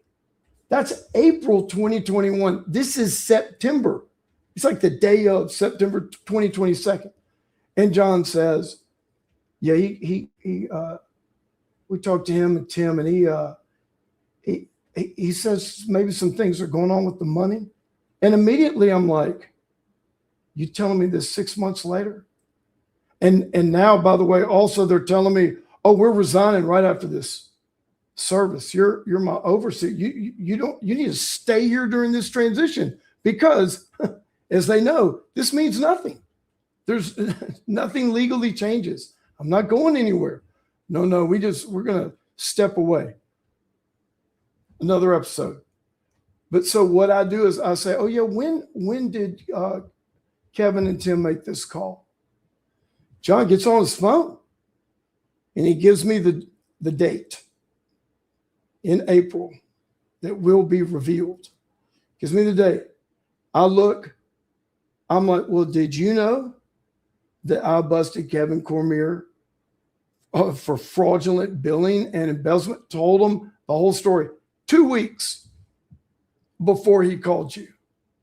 When I told them that, their faces were like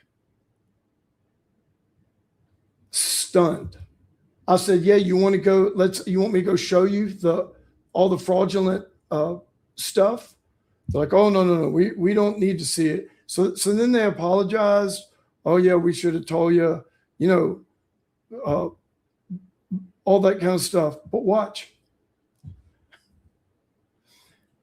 So now they know that. They're about 2.5 months after September 22nd. They're going to help promote Kevin the embezzler into the highest ecclesiastical position in the church as a construction guy and an embezzler. And in another episode, we'll see how they all knew about it. John and Kevin knew about the cyber crimes committed against Carrie, what they had done to watching viewing her therapy sessions. And are you ready for this? That date when Kevin and Tim called John and Dino, and we know there were others because this is one of the reasons. So on that date, remember I told you about there was a time in April when they kicked the surveillance and cyber crimes into overdrive?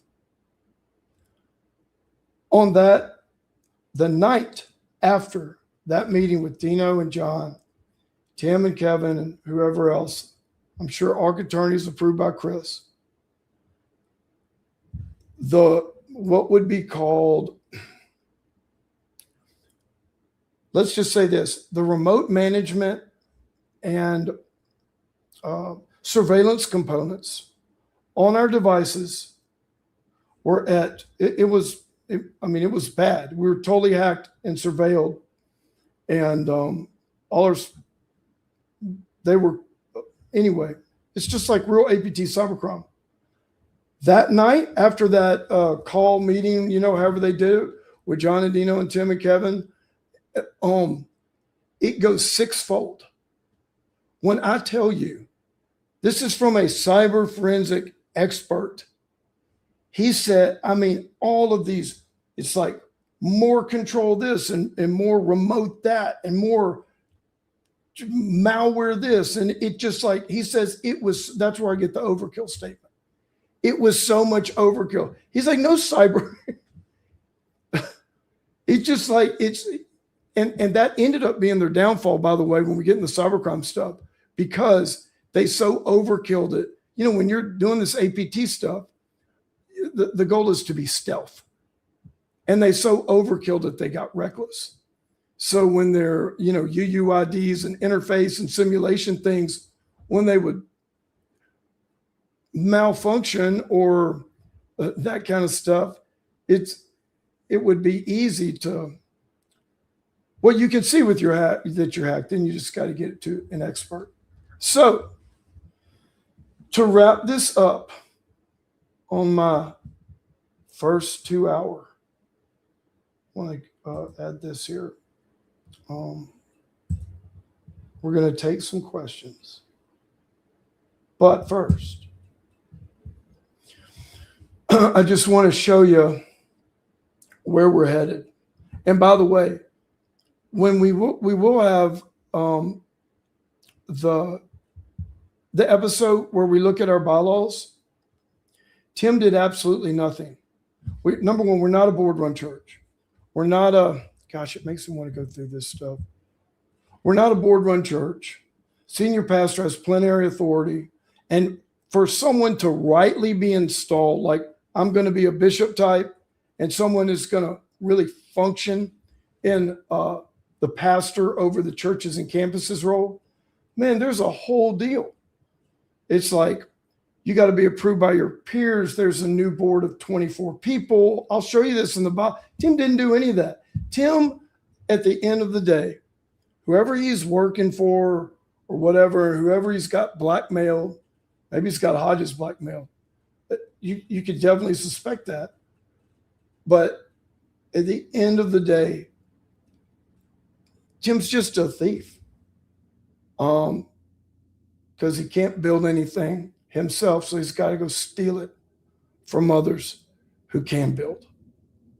And when we get more into some of the things, when we see how the larger picture of how Tim's connected and these other things, we'll look at well, you're gonna see some things there. And he's just a fraud, you know. And that's it. So, but he'll never, and we get into some of these lives, but the crazy thing is, it's like John and Dino, you're going to see the real mystery part of all this in the future. So, okay. What, y'all want to do let's do some questions. I'm just going to sit here for a while and do this. Yeah, how to get involved with ARC? You promoted heavily in the past. I thought this was about real estate and money made off the church. I'm sorry, Michael, how did I get involved with ARC? Yeah, I was in ARC. I was on the lead team. I promoted them big time until my encounter with the Lord, and then I completely I didn't want anything to do with the church growth, attendance at all cost, vision, or that kind of thing. And so I thought, this is about real estate and money made off the church. It is. You're talking about the, yeah, you're talking about the I'm sorry, let me get on here. Hold on. I'm sorry, Michael. You are. You're absolutely right. You're talking about the specifics of the case. And let me be clear about this so y'all can let people know who tune in. What we're doing is you'll see some general terms in the ARC case about conspiracy. You'll see things in there in legal language that I'm talking about here with racketeering and stuff like that. But all of this, it's so broad, it's so complex. There's so many actors. And the crazy thing is, it's like, what's in court? Yeah, I mean, it's, if you want to say part of the investigative case, it's part of the crime, part of the people responsible. So those are almost like slivers, like the real, we could follow RICO from what happened the last 6 months. It's like, so I don't think people are going to understand the specifics of that case without giving the broader context that you do see in the case, but that how this all happened. And what when we get into that January timeframe, look at this. When we get into this right here, y'all, see ARC attorney ambush. The bylaws were illegally altered. Hey, everybody, here, let me tell you who ARC is. ARC, if your church attorney is also an ARC attorney, they will ban you from the property illegally so they can hurry up and send their attorneys in to illegally change the bylaws of your church that you have plenary authority over in the cover of night illegally, and then claim it was like that all along. These are the things people don't know. They stormed the church. It was corporate theft. It's more out of like a Marxist manual. It's like they literally stormed the church, and they threatened us with all kinds of things. It's all illegal. We're going to get into it. Do y'all know this? Oh, I'm going to get this. Sorry, y'all. Watch this. Let me show you something. Where is? Okay, let me just show y'all something. Image file.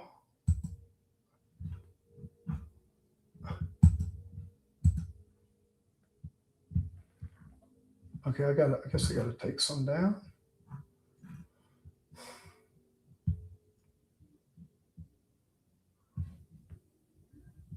And let me take down a few of these, y'all. I gotta show y'all this.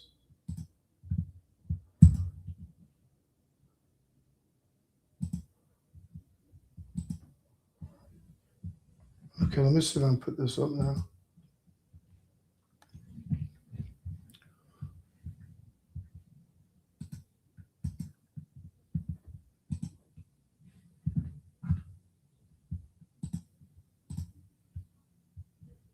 Watch this. Okay. Whoop.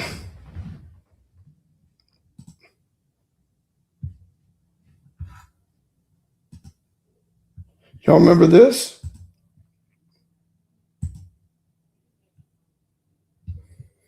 Can everybody see that?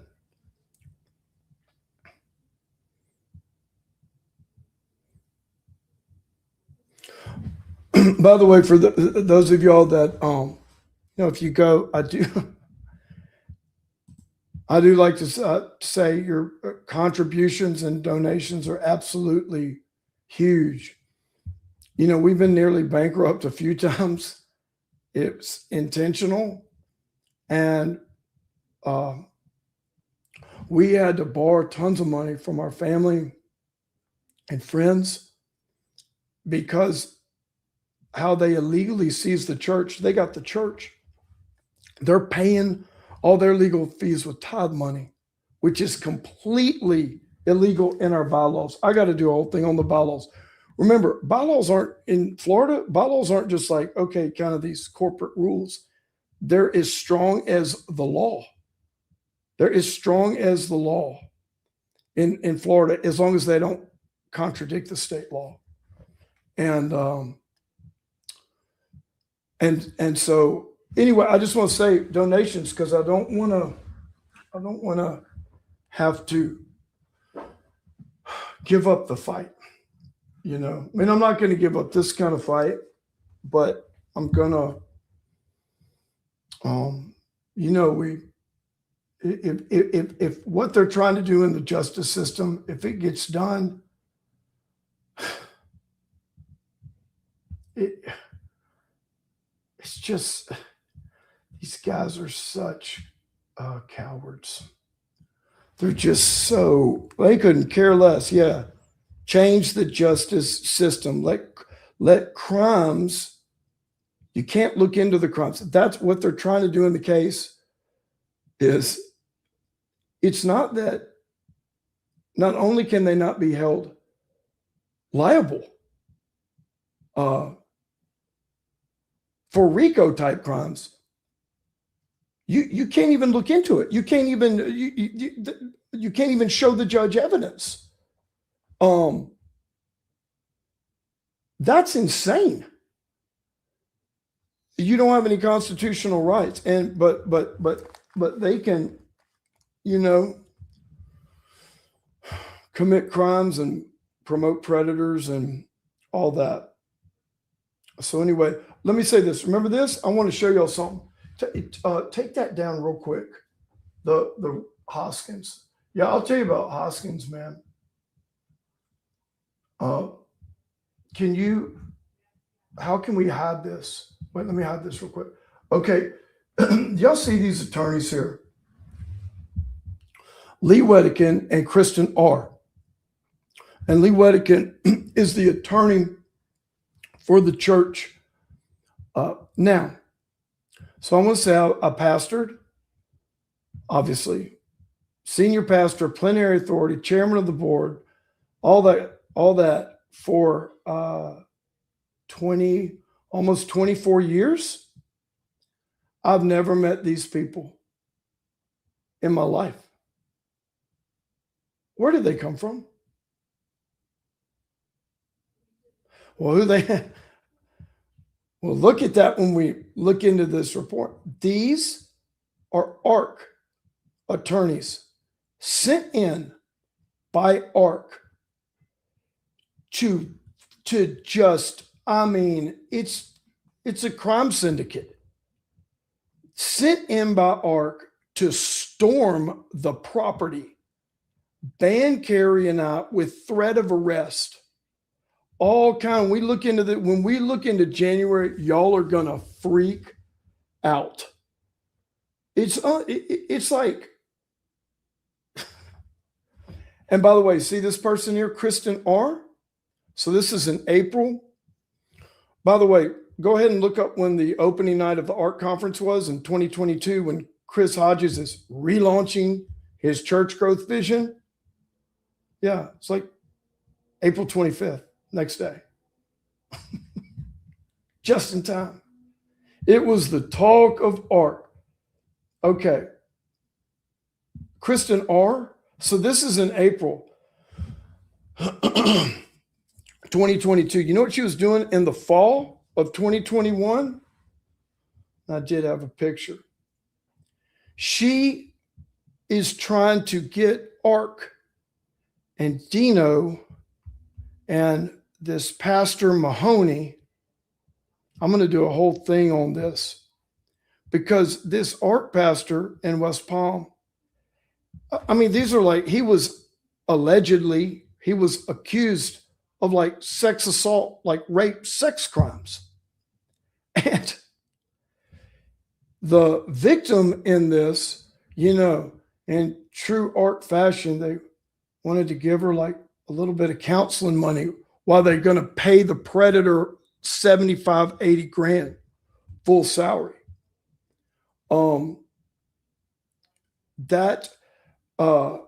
She was the attorney in that case that came in to make it go away, settle whatever the thing was, because that girl, that victim in the case, she started talking about how no, ARC was involved. ARC was trying to distance themselves, all this kind of stuff. And she was talking about Dino and this ARC leader, I think it's Joshua Mahoney. And so she's covering, I don't want to say covering up. Well, she's covering up a sex crimes allegations in a civil suit or complaint by a woman. That's whose name is on this, by the way. Who are these people? This is who ARC is. A bunch of dark predator voyeurs, and a bunch of them are gay fakes. And we'll look at that. And where Hodges got his 24/7 program from. But all this stuff, it's not right to do these things in God's house. And the longer this goes on, the more they're going to do it. And they will not stop until they just want to destroy and steal. They want to steal, kill, and destroy. And it's not right for this to be happening in God's house. Yeah. Okay. Now, if y'all are up for some questions, I don't know if y'all, it's kind of getting late. We did a lot. I mean, we did a lot. So that's what I'm saying. It's like, that's true. It's true. Sometimes I wonder, like, there's going to be a false church, right? And a true remnant in the end. And man, it looks like that false church is, boy, it's getting some political power. It's got money.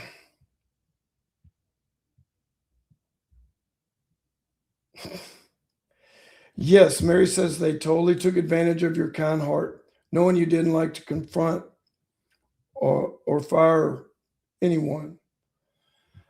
They did take advantage.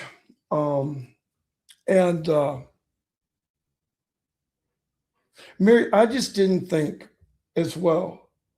I didn't know this kind of behavior was possible in a church as well. Like, I always thought where our bylaws, when we sense all this stuff, I was constantly telling Carrie that. Well, they can't really do, because they're gonna have to plant something on me to try to accuse me something or some kind of false accusation. And so they can't really do anything. They can't, our bylaws are real clear. I have to do something not just wrong. I mean, it has to be a serious thing to, like, really dismiss me forever. And that's John and Dino's role when we get into the bylaws. The trustees, all they did was approve the budget. They were, and property purchases. The overseer, John and Dino, they resigned. They got in on the steal. They got in on the highs. The more I think about it, I think maybe Dino wanted that founding. One possibility is Dino wanted my seat, the seat I was going to do. He wanted that. Yeah, because he was gonna, I can't remember if he came there and preached once, or he was gonna come there and preach. And that was, he was coming there, and like we actually filed the ARC federal case in summer of, let me get this, in summer of 2023. Let me get this. We actually filed the ARC federal case in summer of 2023. And he was advertised to come speak at Celebration, he and his son Dylan. But I think after we filed that case, maybe he stayed back. But that's the kind of man that Dino is.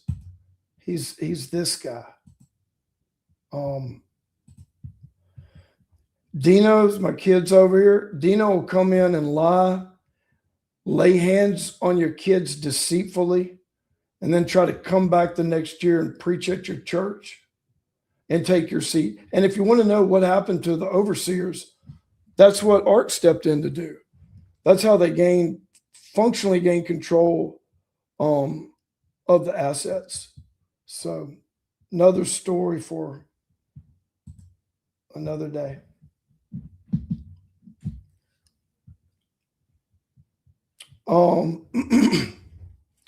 Thank you, Wilma. Yeah, y'all pray. You know, I've had opportunities to do like I don't know how big they'd be, but some documentaries and stuff like that. I was on that religion business one for a little bit, but I have had some opportunities for them to just do this story. But I want to tell the story. We have to get out the word of our testimony first. So I really pray you hear this too. Stovall is sharing. We know his heart, and Stovall and Carrie doing well. Please let the Holy Spirit open your heart to truth. Amen. Yeah, you know, I hope that people can, I hope that people can be made aware of all the other things that are going on in ARC. Like there's not a time. I'm trying to get more consistent on social media. You know, I have someone that helps me a little bit. Every time I get on there's going to be a direct message. There's going to be some things from me from other people. And some of them have just been absolutely destroyed. And they love, it's how they promote the predator and then shame the victim, shame the woman. They've got a weird, I can show you where it started. I can show you where it started with, you know, the fake gay pastors and the program that Haggart had that is still out there today. But I just don't understand why they would. They do a lot of harm and evil that they don't have to do. That's what I've been trying to get out for the last 5 minutes. They do a lot of harm and evil and even crime that they don't have to do. They can accomplish their self agenda by not, what I would say is going overkill on people. And yeah, so it's like that, you know. They'll if you're a pastor in ARC, I would just be so careful, man. They'll take you out, take you down. But I'm here if you need somebody to talk. Are y'all, man, there's a lot of questions here.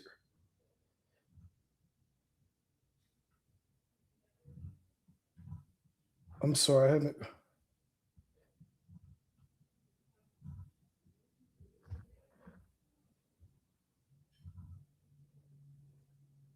Yeah, they'll never do an audit. We'll look at all that stuff, you know, the PPP, and you saw me, I'm demanding a forensic audit in the board minutes. Yeah, they're not going to do one. Never. Everything that they're designed to do, everything that they did was designed to never be scrutinized. That's why our allegations against them that say they're lying and doing all this stuff, they've accepted that as true. That's why they're doing ecclesiastical abstention. They never thought that this would be looked into. And John and Dino, one of the main things when all this went down, I mean, Dino Rizzo was emphatic about whatever you do, don't get an attorney, don't get an attorney, don't get an attorney. All these guys, don't get an attorney, don't get an attorney, don't go to court, don't go to court. Larry Stockstill, Dino, all these guys. It was absolutely ridiculous. I'll tell you about a phone call one night. I want to do it in the January one, a phone call one night, what happened. And, you know, you'll see.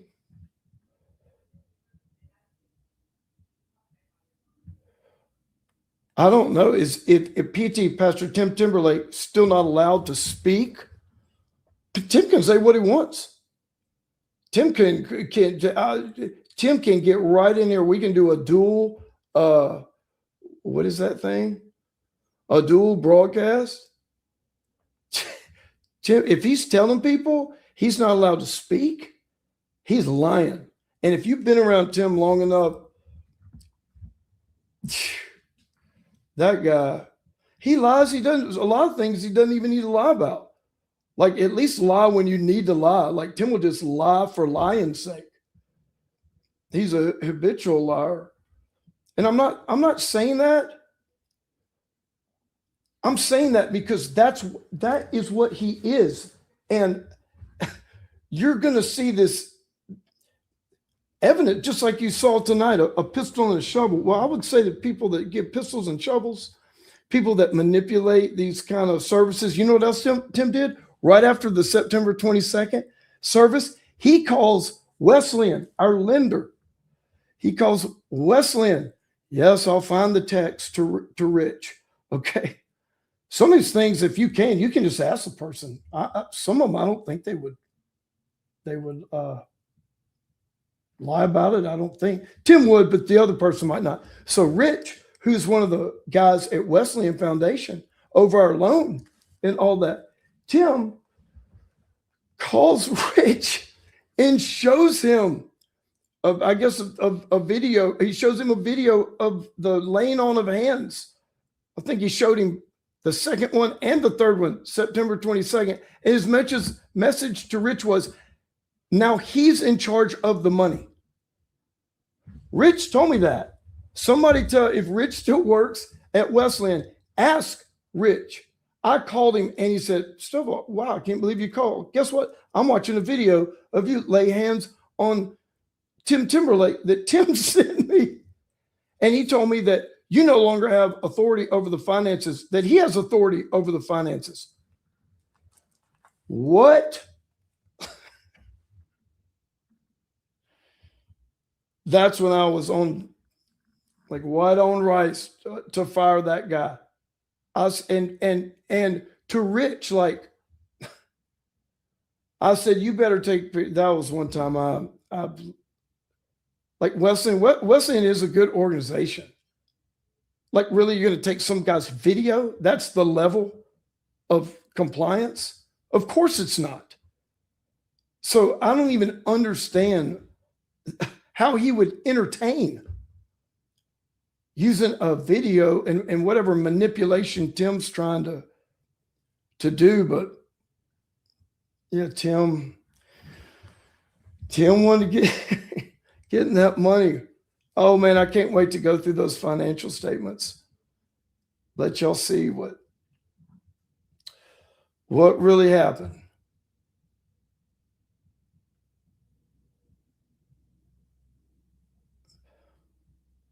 But Tim, those people say, oh, we can't talk about it. It's a lie. That's what they always say. All of them, like, oh, I can't talk about it. It's in the lawsuit. No. First of all, everything that's in the lawsuit, you can talk about. And second of all, if you are in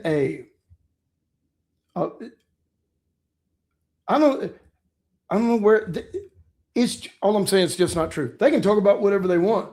They just want to be secret and act like they can't talk about it. They can talk about whatever they want. Most of this stuff, it's not even in the court I mean, a lot of it is, but like these are class actions yet to be filed.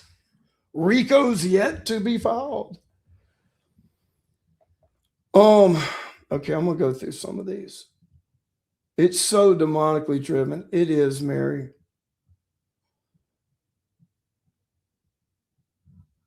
Let's see here. Yeah, it's all when we get into some other episodes, y'all,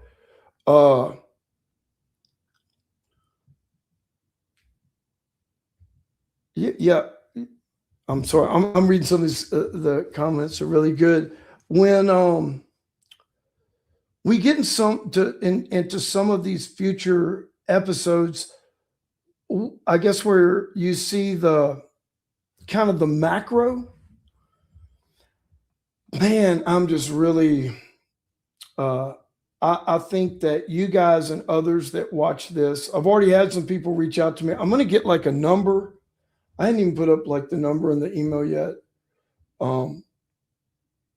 But I've had some people reach out to me, and people know things. And a lot of the evidence that we've uncovered, especially in 2020, halfway through 2024 and 2025, was someone's conscience was bothering them. And even before that, we had, I'll say that there are people, because I cannot give them up, but I'll say that there are some people very close to some of the ARC lead team, in the sense of they're not just this, they know all kinds of stuff, and they're afraid something really bad's going to happen. I had one of them ask me to have mercy on their relative. I just want to keep the person safe. So, yeah. So they're very close relatives on the lead team.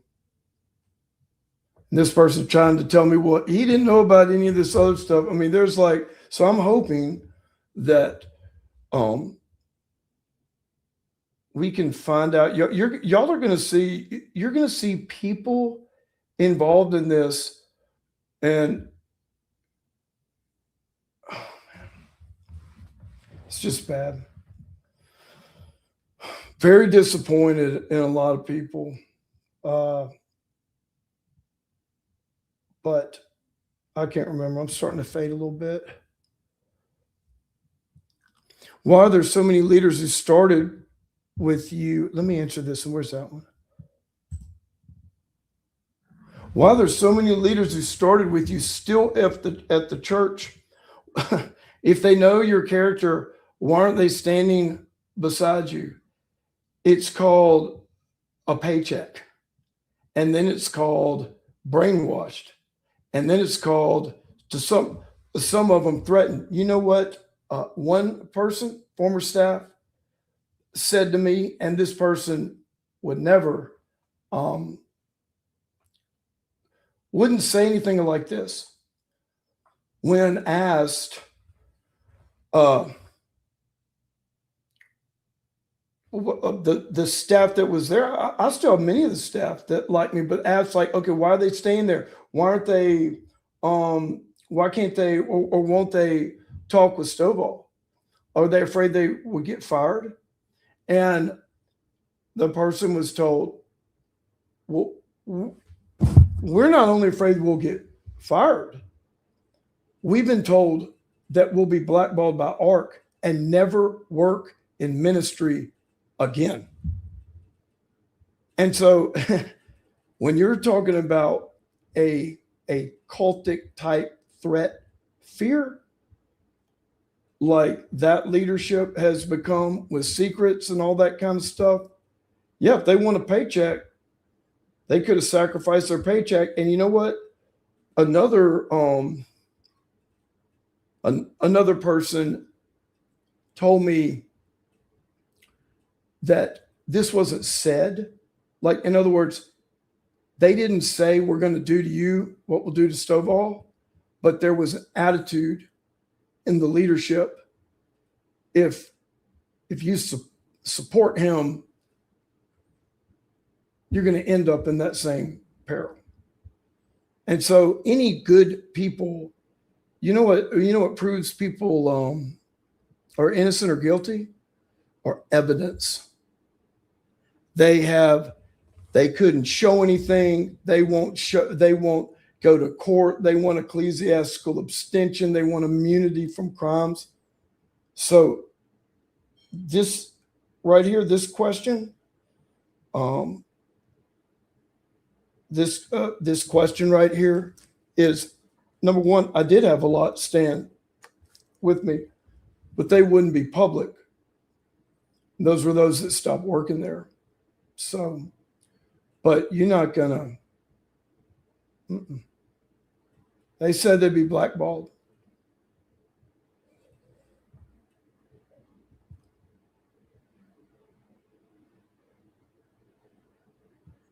See this. This looks like an interesting one. What is this?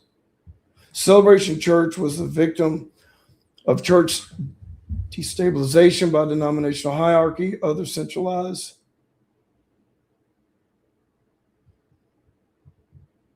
Yeah, you're talking about destabilize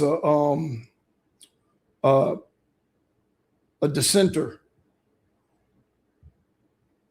Yeah, Celebration. I mean, Ark and Church of God have a lot of stuff going on. Okay, I'm going with this one right here. I like this.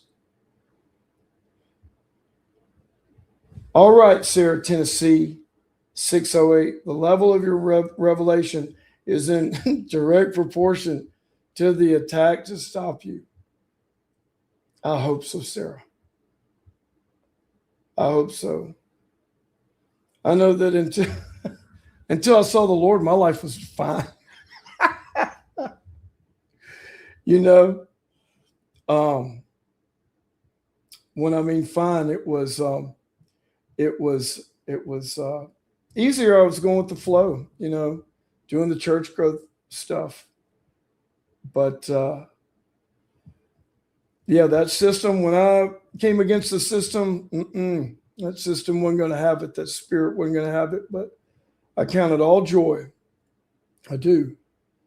And I just pray that the Lord is using this how he wants. It's very difficult, you know, but you have a lot of people in the Bible that you can relate to, I guess. You know, Paul was in trial in court, and Paul was in, you know, isolated for a long time. So, amen.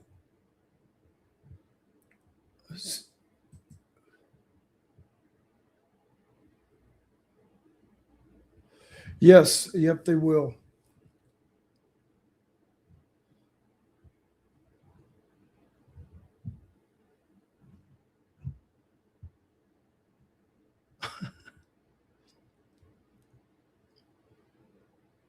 Yeah. You know, it's like this as well. It's like,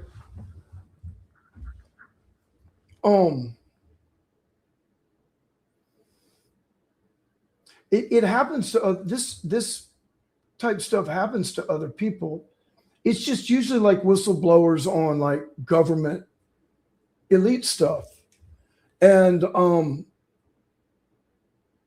it's usually not in this setting, but I think what you'll see is that this criminal world, this new face of crime, the church is an integral part to the political system and the government, and a lot of nefarious actors. And you'll get to see a lot of them. Can't wait for y'all to see all the who's interested in this federal case. Got a lot of interesting people. So yeah, we love you guys. Okay. We're going to keep going. And ooh, that was a good question. What was that? Yeah, what happened to Wilbur? I'll say this. I don't know if you remember Paul Wilbur. What happened to Wilbur and Brian Schwartz? He used to. I think Paul moved to Dallas, and I have no idea what Brian is doing at all. I think we talked or texted about a year ago. You know, like there wasn't much to. It's like this. When you